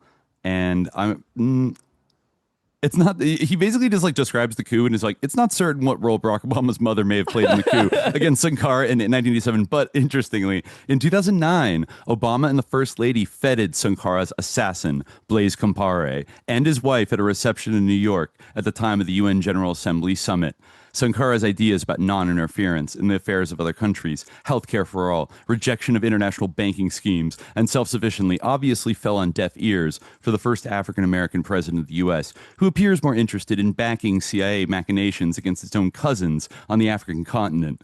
However, by meeting Compaoré and later snubbing Suriname's president Bouters, Obama may have been paying homage to the CIA activities of his dear old mom. Yeah, she had something to do with the Bouterse as well. And then Compaoré returned Obama's friendship by bringing Burkina Faso firmly into the web of U.S. military and surveillance activities in Africa. AFRICOM was permitted to open a surveillance base at Ouagadougou International Airport. I mean, yeah, like Blaise Compaoré, CIA. I don't know. Yeah, not quite. His writing style is very funny. How it's just kind of like free association. He's just throwing down. Yeah. Yeah. Like okay. Yeah. But big I if mean, yeah, true. some of that, like I guess, valid. Like, does the idea that she was involved in Thomas Sankara's assassination like quite hold up or have really anything to back it? Like, doesn't seem there like were a lot of CIA right. assets that spoke French. Like I don't see what it has to be her. You know, it's just like hypothetically she could be one of the people like translating. But yeah, it's like I don't think he was told that by anybody. It kind of almost just seems like an excuse to like talk about that and like get mad about that and then like indict Obama for like feeding his assassin. Right. Which, he was the president of Burkina Faso for the next like 27 years and like every US president was like cool with him. So it's not like super like, whoa, crazy. It's much more sus that Obama worked for like that CIA front organization. Actually, like I remember that one of the few like references to Obama in like Dunham's book or like in the introductions to Dunham's book is this one where I think this is from Dewey herself. Let me from Alice G. Dewey. She says that she came across a letter from Anne dated February 1984 in which she mentions that her son Barry was, which is in quotation marks, was working for a firm which did consulting work regarding the social, political, and economic conditions in developing countries. She goes on to say, he seems to be learning a lot about the realities of international finance and politics. And I think that information will stand him in good stead in the future. There is like an ellipsis in between those two things. I wonder what was there, but she was not to live long enough to know what a prescient statement this was. Well, I don't know. Did it stand in him good stead? I mean, he was working for a CIA like front organization, and he really was. Like, I think that even the academic reviewer kind of like brushes that aside as like, yeah, well, he worked for like an acknowledged like CIA front company that collected like private intelligence on primarily on Eastern Bloc and also like Global South economies. Like that was kind of, they had offices all around the world. And, I think, I forget, maybe Madsen says that like he didn't have like a low, like he wasn't like the coffee guy at that job. Like he had a secretary and like his own office and was like meeting with like West German officials and like all kinds of international people and, kind of like had accounts and was like running around doing a lot of stuff for a couple of years. And, I think like whatever, like whether you say like that Obama was like a CIA, like at like, a witting, like again, with the witting issue or like or not, it's quite clear that like his like quote unquote knowledge of like how international politics and finance works was like basically like a CIA upbringing, kind of like basically, like kind of like growing up with like a yeah. CIA adjacent academic mom, and then like working for a CIA adjacent like in like an analyst company that basically is like being kind of like a privatized CIA analyst. When he was growing up, basically like he could have like thrown a rock in like any direction and like hit like a CIA asset, like that's like meaningful, Yeah. I just want to throw out there's one other weird thing about West Africa and Dunham. Okay, that this is an actual right. relationship that Madsen doesn't do this, but I remember this shit, and this is actually a little sus. She ended up serving on the executive committee of something, I think it was a World Bank affiliated like org called Women's World Banking, which is all about, getting women to do microfinancing, whatever. On that board in the mid 1980s, she served with Ellen Johnson Sirleaf, who did work for the World Bank and a couple other like sus banks in Washington, D.C., and then rather famously took over Liberia after driving out Charles Taylor with like basically like the backing of the CIA in 2003, but also was a supporter of Charles Taylor like leading up to his CIA-backed rebellion in 1989, and is basically kind of like the globalist like choice for like running Liberia after they destroyed it. Like, so she also, he points out, like Obama got, a Nobel Peace Prize, like just for being cool. You know what I mean? Like not really like doing anything, just like Obama did. And so Ann Dunham and Ellen Johnson Sirleaf like knew each other and worked together at the World Bank in the 1980s on like women's banking kind of shit. And so one could see if, Ellen was like, hey, Ann, there's something, I'm working on a special project, to overthrow Samuel Doe. And we have this cool guy named Charles Taylor, and the CIA is totally in on it. Like, maybe we should. Yeah, you speak French, right? No, I'm just kidding. But like, that is a connect, because she, like, Ellen Johnson Sirleaf like pretends now that she was just like a peaceful like grandmother that loved like international banking and like was so like, you know what I mean? Like just like totally harmless, like academic economist person. But she was like passing bags of money to like Charles Taylor and like 88 and 89, and then like when she was in the US, and then kind of like denying that like she ever did that, and like I had nothing to do with the Civil Wars, whatever. Anyways, that that's a friendship. I don't know what it means, but yeah, it is a little strange. I was surprised to see that. Yeah. But yeah, Ann Dunham did like kind of like in her book she kind of like nudges like the world, or like she is kind of like on the side of the World Bank against like protectionism, like in Indonesia. Like she's kind of saying that like, oh yeah, we need to like open this to like free trade. Yeah, it and trying to find like the relevant part, and this is her section on the impact of smuggling. And yeah, basically like kind of like she's an advocate for the importance of like deregulation. Naturally, for the most part, yeah. Okay. Well, hold on. Will you look for one more line I want to read? Ann Dunham helped lay the groundwork for the UN's Fourth World Conference on Women in September 1995. Present at the Beijing conference were Yunus, who's a Bangladeshi banker, Ellen Johnson Sirleaf, and First Lady Hillary Rodham Clinton, who addressed the delegates. By September 95, Ann was seriously ill with uterine cancer and died in November. So actually, that 2 months before her death, she was doing like UN conferences with Ellen Johnson Sirleaf and Hillary Clinton, in China, interestingly. Yeah. By the way, Chief Obama campaign backer George Soros maintained a close link with Ellen Johnson Sirleaf, a former vice president of Equator Bank in Washington, D.C. Equator Bank was later bought by HSBC, which was a key financial partner of Soros. More on that later. Did you find? Yeah. All right, go for it. Yeah. She writes, the regulatory environment has had a varied impact on small and household metalworking enterprises. Small and household metalworking enterprises appear to have benefited from protection against competing imports in the form of import restrictions, tariffs, and taxes. Blacksmithing enterprises which make tools used in agriculture, horticulture, and forestry are accorded the greatest degree of protection. It may not be entirely coincidental that blacksmithing enterprises have also enjoyed the greatest increases in the number of enterprises, number of workers, and value added per enterprise. Coverage for small and household industries making other types of metal products is less complete. If it is the government's intention to protect these industries, the heavily protected category should be expanded to include knives, kitchenwares, and some additional types of workmen's tools. Import restrictions should be eliminated on capital goods needed by small and household metalworking enterprises, particularly files and rasps. So I guess she says to include like these industries in the protections, but she goes on.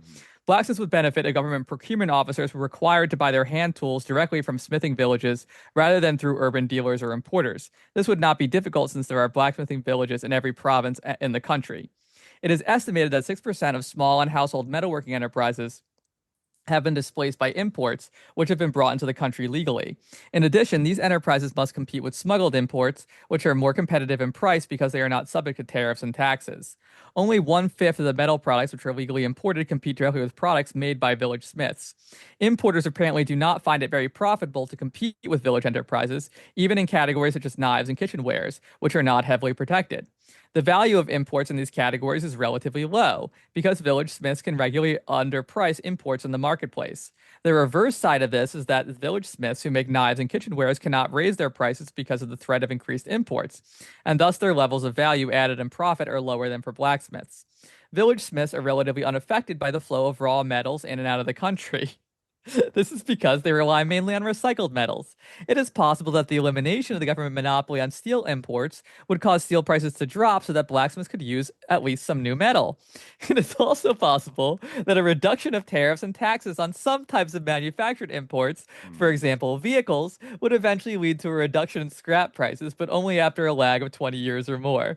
I don't know. I think that's what stuck out to me is that it's like that one seems straight from the Ford government Foundation. monopoly on steel imports, maybe that could go away. And also, like, it doesn't seem such a big deal if, certain metals or, raw metals are flowing in and out of the country. That doesn't affect village smiths so much. The 4/5, but, it's a little bit more nuanced to just be, to regulate everything.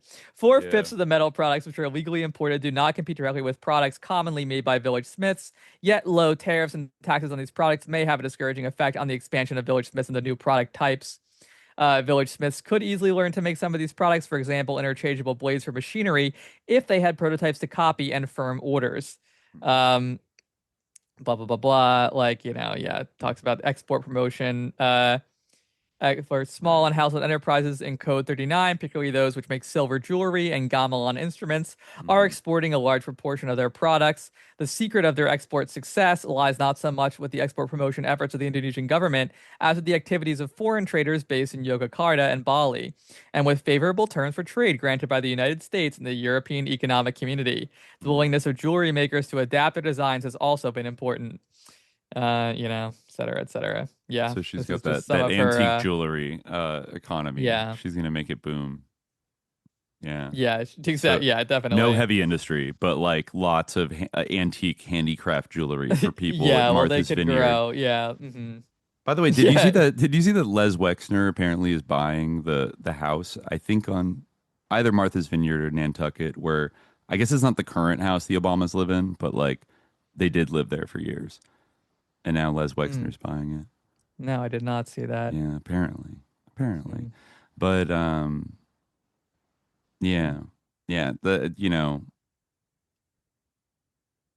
it's an interesting family legacy of neoliberalism. It really is a story where is he now? Where is he now? I guess he's too scared of Tulsi's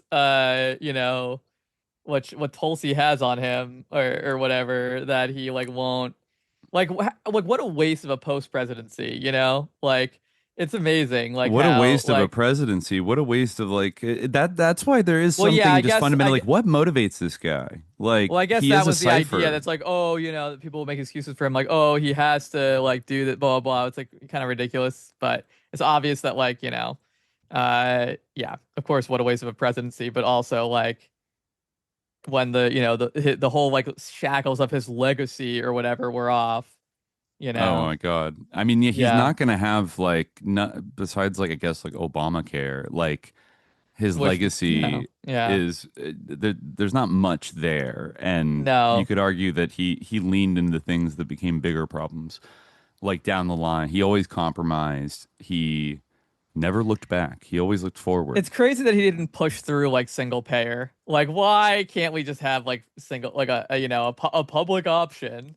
Why can't we have like the Obamacare marketplace sucks. Yeah, Like, no, it does. I mean, I guess it's like nice that, you like it's a little bit easier to get insurance, but like it's such a disappointment. And like you just But- know that like the Republicans would like have just pushed through whatever they want. I mean, there's just so many examples of that.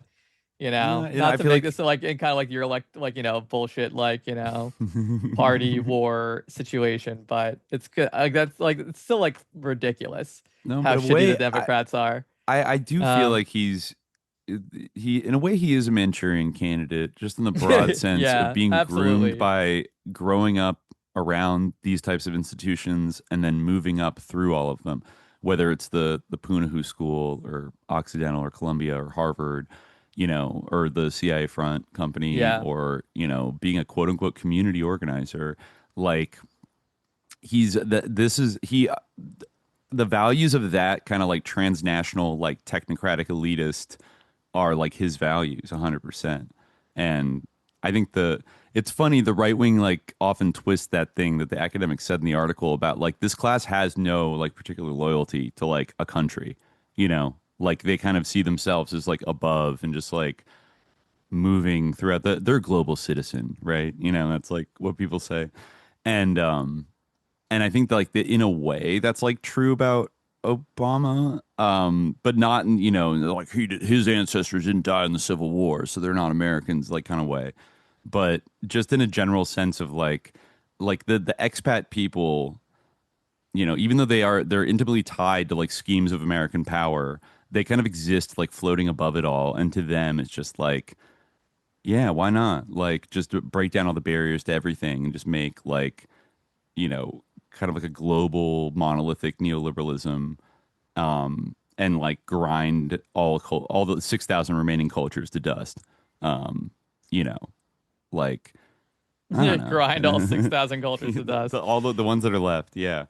Yeah. But you No, see I mean- how, they, even when wearing a friendly mask or an academic mask, like these people become agents of that process, whether they want to admit it or not. And I don't know how to reach somebody like Obama, and be like, bro, like you were sus. Like, what the fuck?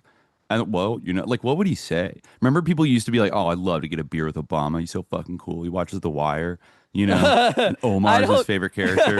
Like people like thought he was like I remember meeting people in the Midwest that were like, oh, like I've met People's, Obama like- before, and like, Yeah. oh, he's such like a normal, like, chill guy, and like whatever. But like, I think that was he was playing a part. People's ability to delude themselves is like Yeah. incredibly like profound. I mean, we saw that a little bit with like the Tim Walz is my father thing, or even with like Kamala, like, and like people like they want to believe, they want to like be caught up in this, like, and I definitely agree, like that, like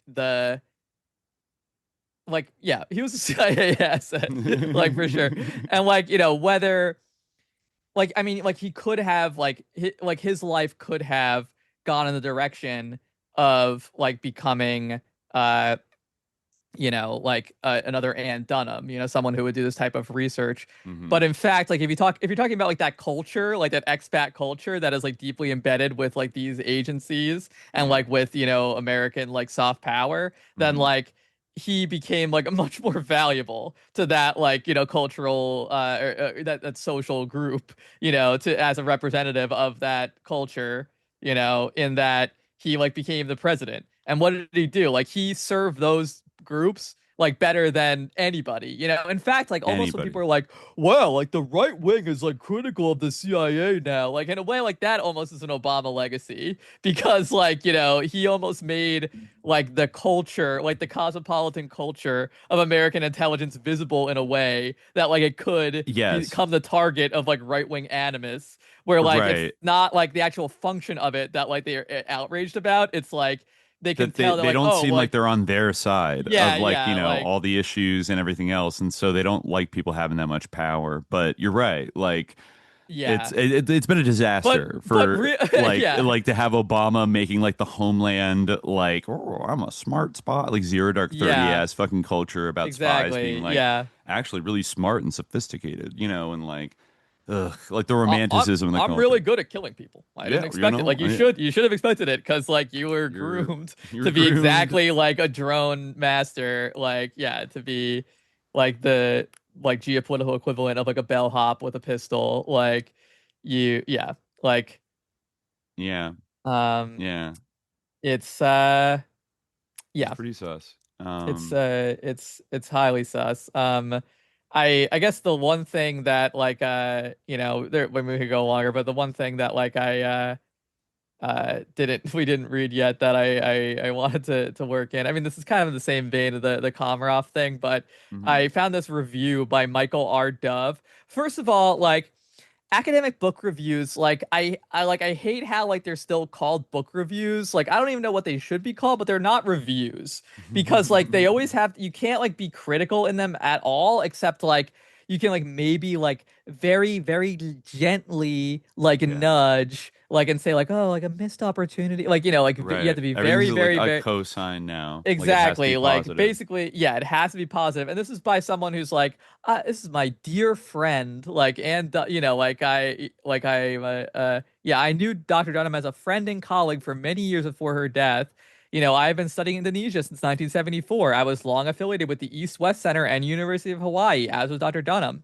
And I worked for 6 years with support from the Rockefeller and Ford Foundations as a visiting professor and research advisor at Gajah Mada University in Yogyakarta, which sponsors some of her research. Our paths also cross in Pakistan, where we both worked for shorter periods of time in the midst of our Indonesian work. Based on this acquaintance, I have previously written a short article on the implications of Dr. Dunham's career for her son, the U.S. president. Blah blah blah.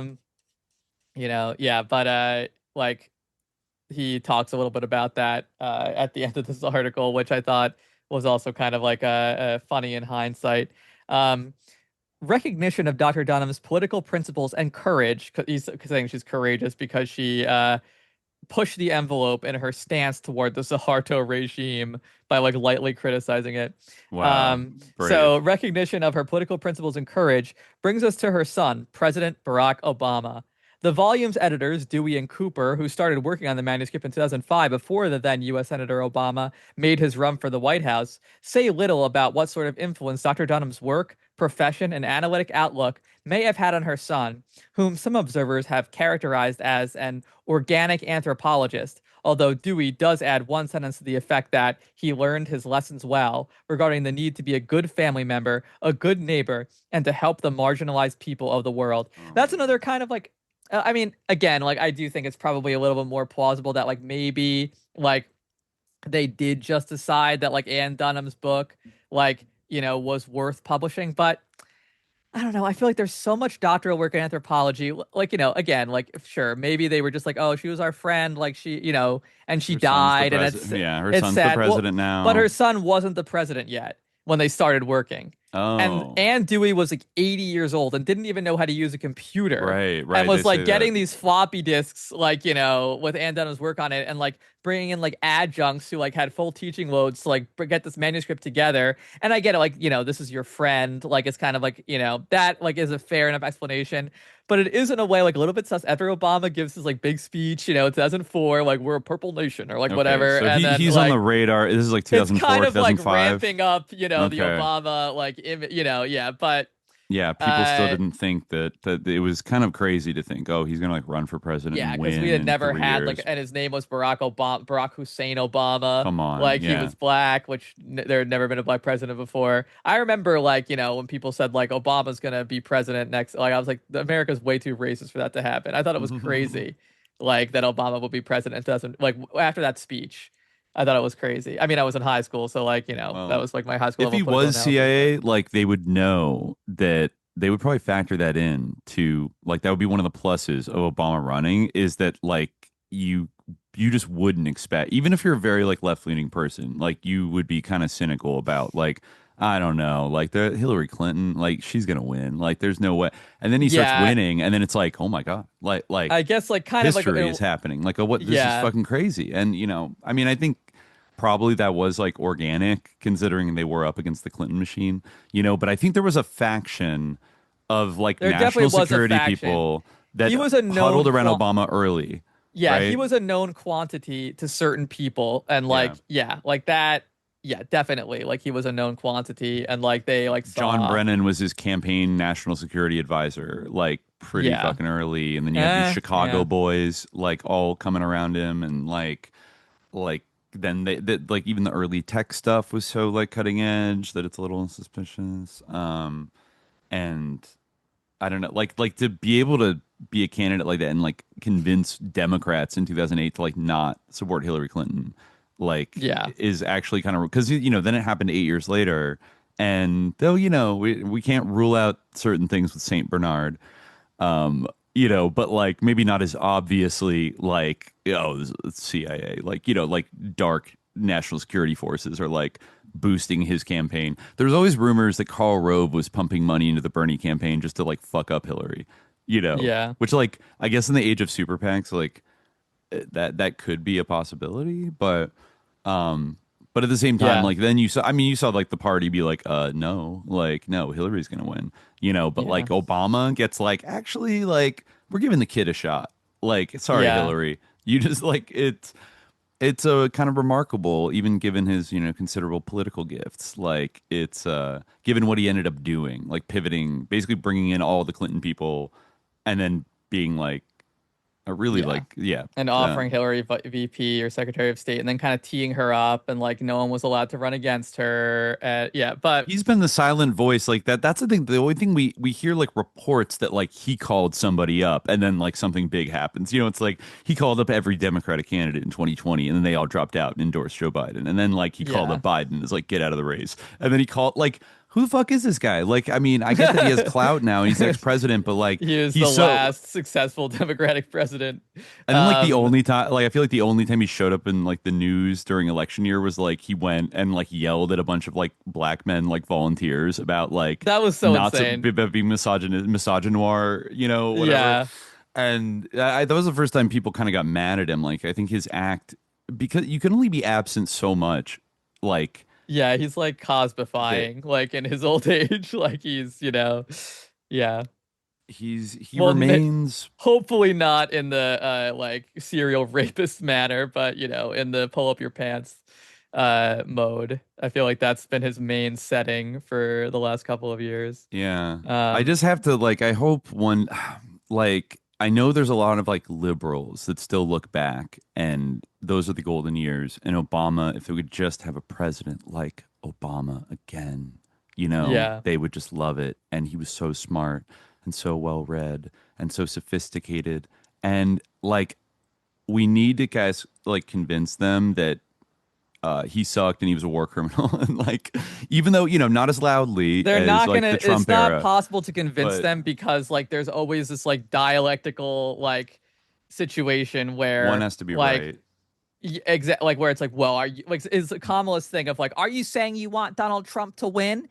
If not, then I'm speaking, like or whatever, like that thing, like that, like that'll always like be there, like so there's no way that like you're ever gonna like be able to make that and that's the thing, but they're two sides of the same coin. Like just imagine like all the groundwork that like was laid by like Obama's like technocratic like governance. Like now, think about like what's happening now, where we have like Mark Zuckerberg with his necklace, and like He wears his necklace. His chain. Yeah, like going on Joe Rogan to talk about how like we had to censor you, or like what and like these like people who are like integralists are now like marshaling the same like national security state that Obama like helped build up, and then like the cycle will repeat, where all these people are going to be like sorkined out over like the next whoever to come along, and they're going to be like, take all my freedoms, like like make ChatGPT like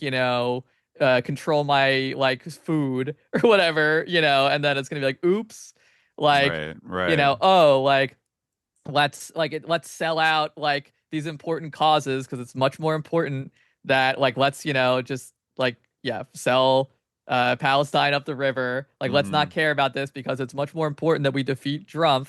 It's like, oh no, like we laid the groundwork yet again, like, because we said we couldn't care about this because, like, it was much more important to get the shitty healthcare marketplace. Like, now, like, we have people being rounded up in the streets because they wrote an editorial. Like, Yeah. now we have, like, you Yeah. know, American citizens being detained for, like, saying, like, I don't support, like, you know, the ritual complex of American empire. Like, Right. you know, Ritual conflicts. Yeah, yeah. No, now Uh, that's being outlawed. And like Obama, we remember like Obama had those troubling things where he started drone striking everybody and then he started going after, I mean, admittedly sus WikiLeaks, but like his reaction to that, you know, and the Snowden thing and all that other shit. Like he became like a radically anti-transparency president and then, you know, seemed actually comfortable a little bit with like people like getting kind of like boxed out of polite society for like talking like up to the point where like Aaron Sorkin made a whole TV season about like an evil millennial journalist that was like Yes. reporting about war crimes like in Africa and Yeah. like it turns out he's a liar, shut the fuck up, and he gets like triumphantly fired. And you know all the good characters are like just reporting what Obama tells them. There's like you know they're eating out of his hand. And I don't know, people got lazy in those years because like Obama made it all look so sophisticated and nice. Like, oh, you could trust him or whatever. But then Yeah. he just built on the apparatus that George W. Bush had built. And then Trump like is now building a lot more on top of it. And, you know, he also started the whole like basically like we're going to stick by Israel and we're going to like fuck with Russia. Like that paradigm, which we're still kind of like yet to extricate ourselves outside of, even with KGB asset Trump, you know, all over in the, you know, Yeah. blah, blah, blah, Oval Office. But like that was disastrous, I feel like. It's like not great. In retrospect, like there's a lot of dead people now. Yeah, you know, and Yeah. like it's just and there's something And just we're gonna like basically like just like murder people like nonstop in Central Asia and South Asia, in like hybrid Palantir, like fifth generation warfare, like, you know, internet supercharged like kill state, you know, that Obama was like, you know, like the experience of that drone program in the early 2010s and like, you know, autonomous, like, you know, remote, you know, weapon systems and shit like that is now like coming up with the Silicon Valley, who he also like Yeah. pretty much let them do whatever they want and like joined in this like cultural complex of like good nerds that are just going to make the world Yeah. freaking epic. And now we have like Elon Exactly. Musk and like the AI god worshiper, like one-shotted Yeah, like fucking ketamine Elon, CEOs. like, and Obama, like, would have been like bumping fists, like back in the Obama era. And Yeah, like, yeah. is it that like Elon got like poisoned by like, you know, he got internet poisoned, like he read too much like right-wing slop like online?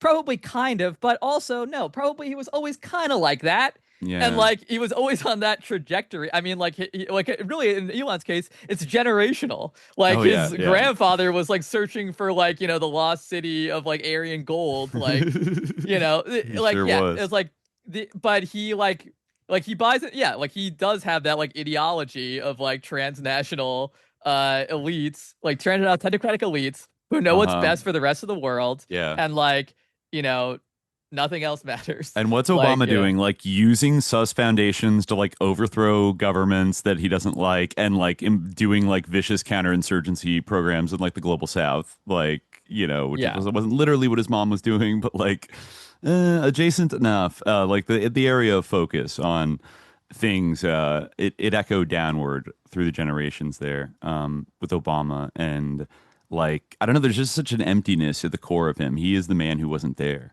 Like there's no there with him. It's like, who are you? I don't know if he knows.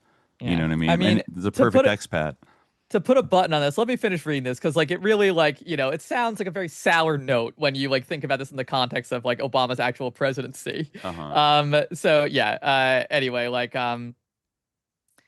the editor's anticipation of this book slightly appeal to a wider audience beyond the confines of anthropology is reflected in the fact that their preface is written with the non-specialists in mind. The publisher is unabashedly courting this wider audience. The Dust Jacket describes the book as an anthropological study by the mother of President Barack Obama, and Duke's editorial director, Ken Wissaker, has stated that the book will shed light on part of President Obama's legacy and why his life brings something different to the presidency. This representation of the book has raised the question in in some minds as to whether it was published on account of Dr. Dunham's work or because her son became the president of the United States. But this misses the point entirely. This book, an estimable ethnography in its own right, is of unique interest precisely for the connection between the two, for the light it sheds on how Dr. Dunham's work may have shaped her son and thereby his presidency. Some U.S. citizens have responded to the election of President Obama as the United States' first African American president with deep-seated anxiety that he is not, quote, one of us, e.g., as in the so-called birther movement, that he was sent here for nefarious purposes by others beyond our shores. He was sent here by nefarious purposes for others within our shores. But anyway, ironically, President Obama's mother spent her entire career living and working with people who are very much the quote-unquote other. But she was able to show that in terms of some of the most basic ideals and aspirations, they are much more like us than we expected. And this point returns us to Geertz, who once wrote that, quote, the aim of anthropology is the enlargement of the universe of human discourse. An expansive discourse was certainly a central goal of Dr. Dunham's work and life. I do like how he kind of subtly is saying like she is the same as the guy who she just ripped for her whole introduction. But anyway, in her doctoral research, she immersed herself in the lives of village craftsmen in a remote Javanese villages. In her professional work on microcredit, she worked closely with slum dwellers, factory girls, and plantation workers, among others. Her son, President Obama, has already demonstrated that he does not see quote unquote difference as an impediment to communication. And he is already perceived as having a remarkable ability to empathize with lives, aspirations, and hopes of people from different walks of life and even different nations. I like that she says he is perceived. Yeah, exactly. Critically. I was going to say the exact same thing. Perceived. Like, yes, he might be perceived that way, but he also obviously does not value like people's lives. Like, no, anyway, it's like, they said it, not us. That this book is like, shows how that's Barack is like, she's Anne's son. Like they're carrying the same torch, which means like it's like murdering people and counterinsurgency. Yeah. This anthropological faith in the ability, I mean, shout out to the person in chat who said that the anthropology as a discipline needs to get out of its own ass. Yeah, exactly. It's like, what are you talking about? Like, anyway, this anthropological faith in the ability to bridge any divide within the human community leads, in principle, to an optimistic view of the world because it emphasizes not the constraints, but rather the limitless possibilities of engaging the wider world. Well, he certainly engaged the wider world. Yeah, he engaged it all right. Yeah, but other people brought up the human terrain system in Afghanistan being kind of like, I think Madsen says it's basically like a kind of modern, like technologically more sophisticated version of the type of anthropology that Ann Dunham and everybody else was doing in the global south. That's interesting. Just like a continuation of the Project Camelot kind of program. Of tracking and mapping people and all that shit. Yeah. So in that sense. So hopefully everyone out there felt the optimism and is feeling the optimism now, just looking back at, and here we are, like just basking in the glow of those amazing 8 years that we had. And look where they brought us. What a wonderful situation we're in. Yeah, his brilliant understanding of how. Yeah, agreed. The only good anthropology is about how awful anthropology is. That's true. That's very true. But yeah, I guess it's about the only place you can leave it. Because that anthropology rife with sustenance for generations. And it birthed us our first expat president. Who, the first expat American president, who upheld the values of his subculture, I think, valiantly for them. But sadly, like any expat, just bought a plane ticket and flew away. As soon as people started marching and throwing rocks at the minimalist, the Dubai chocolate gelato shops, What like Netflix movie is he up to now? I wonder. Like, what's he doing these days? Like, I don't know what he's actually producing. Just nothing. it's a just sorry state of things. Yeah, it really is. He sold his house to Les Wexner. He's going on. He's digital nomading for a while. You know, in a way, I feel like he's the spiritual leader of like the digital, like the millennial digital nomad and like the lifestyles they lead. And like when I was reading like how they just like parasitically attach to like foreign cultures and like live in their own enclaves, so it's like, oh, this sounds like certain neighborhoods in Mexico City I just walked through, where like you go through like a warp like transformation, and it's like Gringotopia all of a sudden, and it's like everyone's wearing like white linen like pants and like eating gelato and like and gentrifying everything like really fast, you know, and working laptop jobs, etc. But Obama's kind of like a patron saint for them. You know, he's the ultimate success story. But for about everybody else, I don't know. I'm not getting the feeling that he's understanding humanity on the like the deepest level ever. Higher Ground Productions has a movie in production called White Mountains about Betty and Barney Hill, the first alien abductees. No fucking way. Really? Oh, well, yeah, it is kind of an interracial love story. So there's that. Yeah, true. And people speculated that there was like kind of like a psychological like element to it that like that's one of the popular theories about it, that it was like a psychological expression of like their their anxiety over being an international. Obama. Yeah, people did read it that way, but he did an anthropological we'll see what study. it's probably just like another blue beam, like probably just like going to be a blue beam directed right at the heart of liberal America and the commentariat.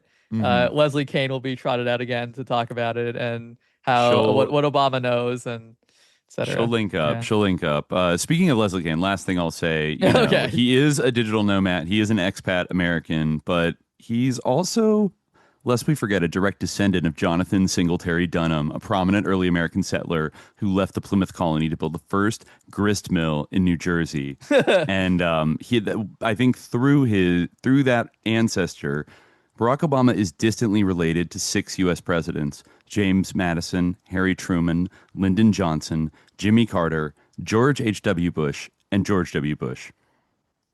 So even even though he's the first African-American president, why does there have to be like an early colonial, how many people do you meet that feel have like it's not, that kind of lineage? It's not a coincidence that like the first African-American president is also like related Mayflower to roots. H.W. Bush. Yeah, exactly. Yeah. Like exactly. literally like his mother's name is Dunham and that was the name of that guy. And like I didn't get time to look into Lena Dunham and like coincidental rise of both. Wow. Huh. We're living in the age of the Dunhams. Yeah, exactly. Right. Exactly. But, I'll leave that on that titillating note. I guess we'll get out of here for now, but we'll be back on the video stream soon. Thanks for everybody. Yeah, we will. Tuning in. Have shaved.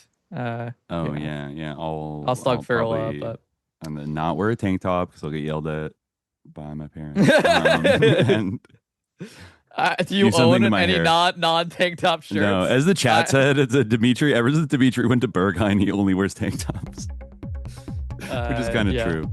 It's kind of true. All right, but for now, until next time, dear listeners, stay vigilant.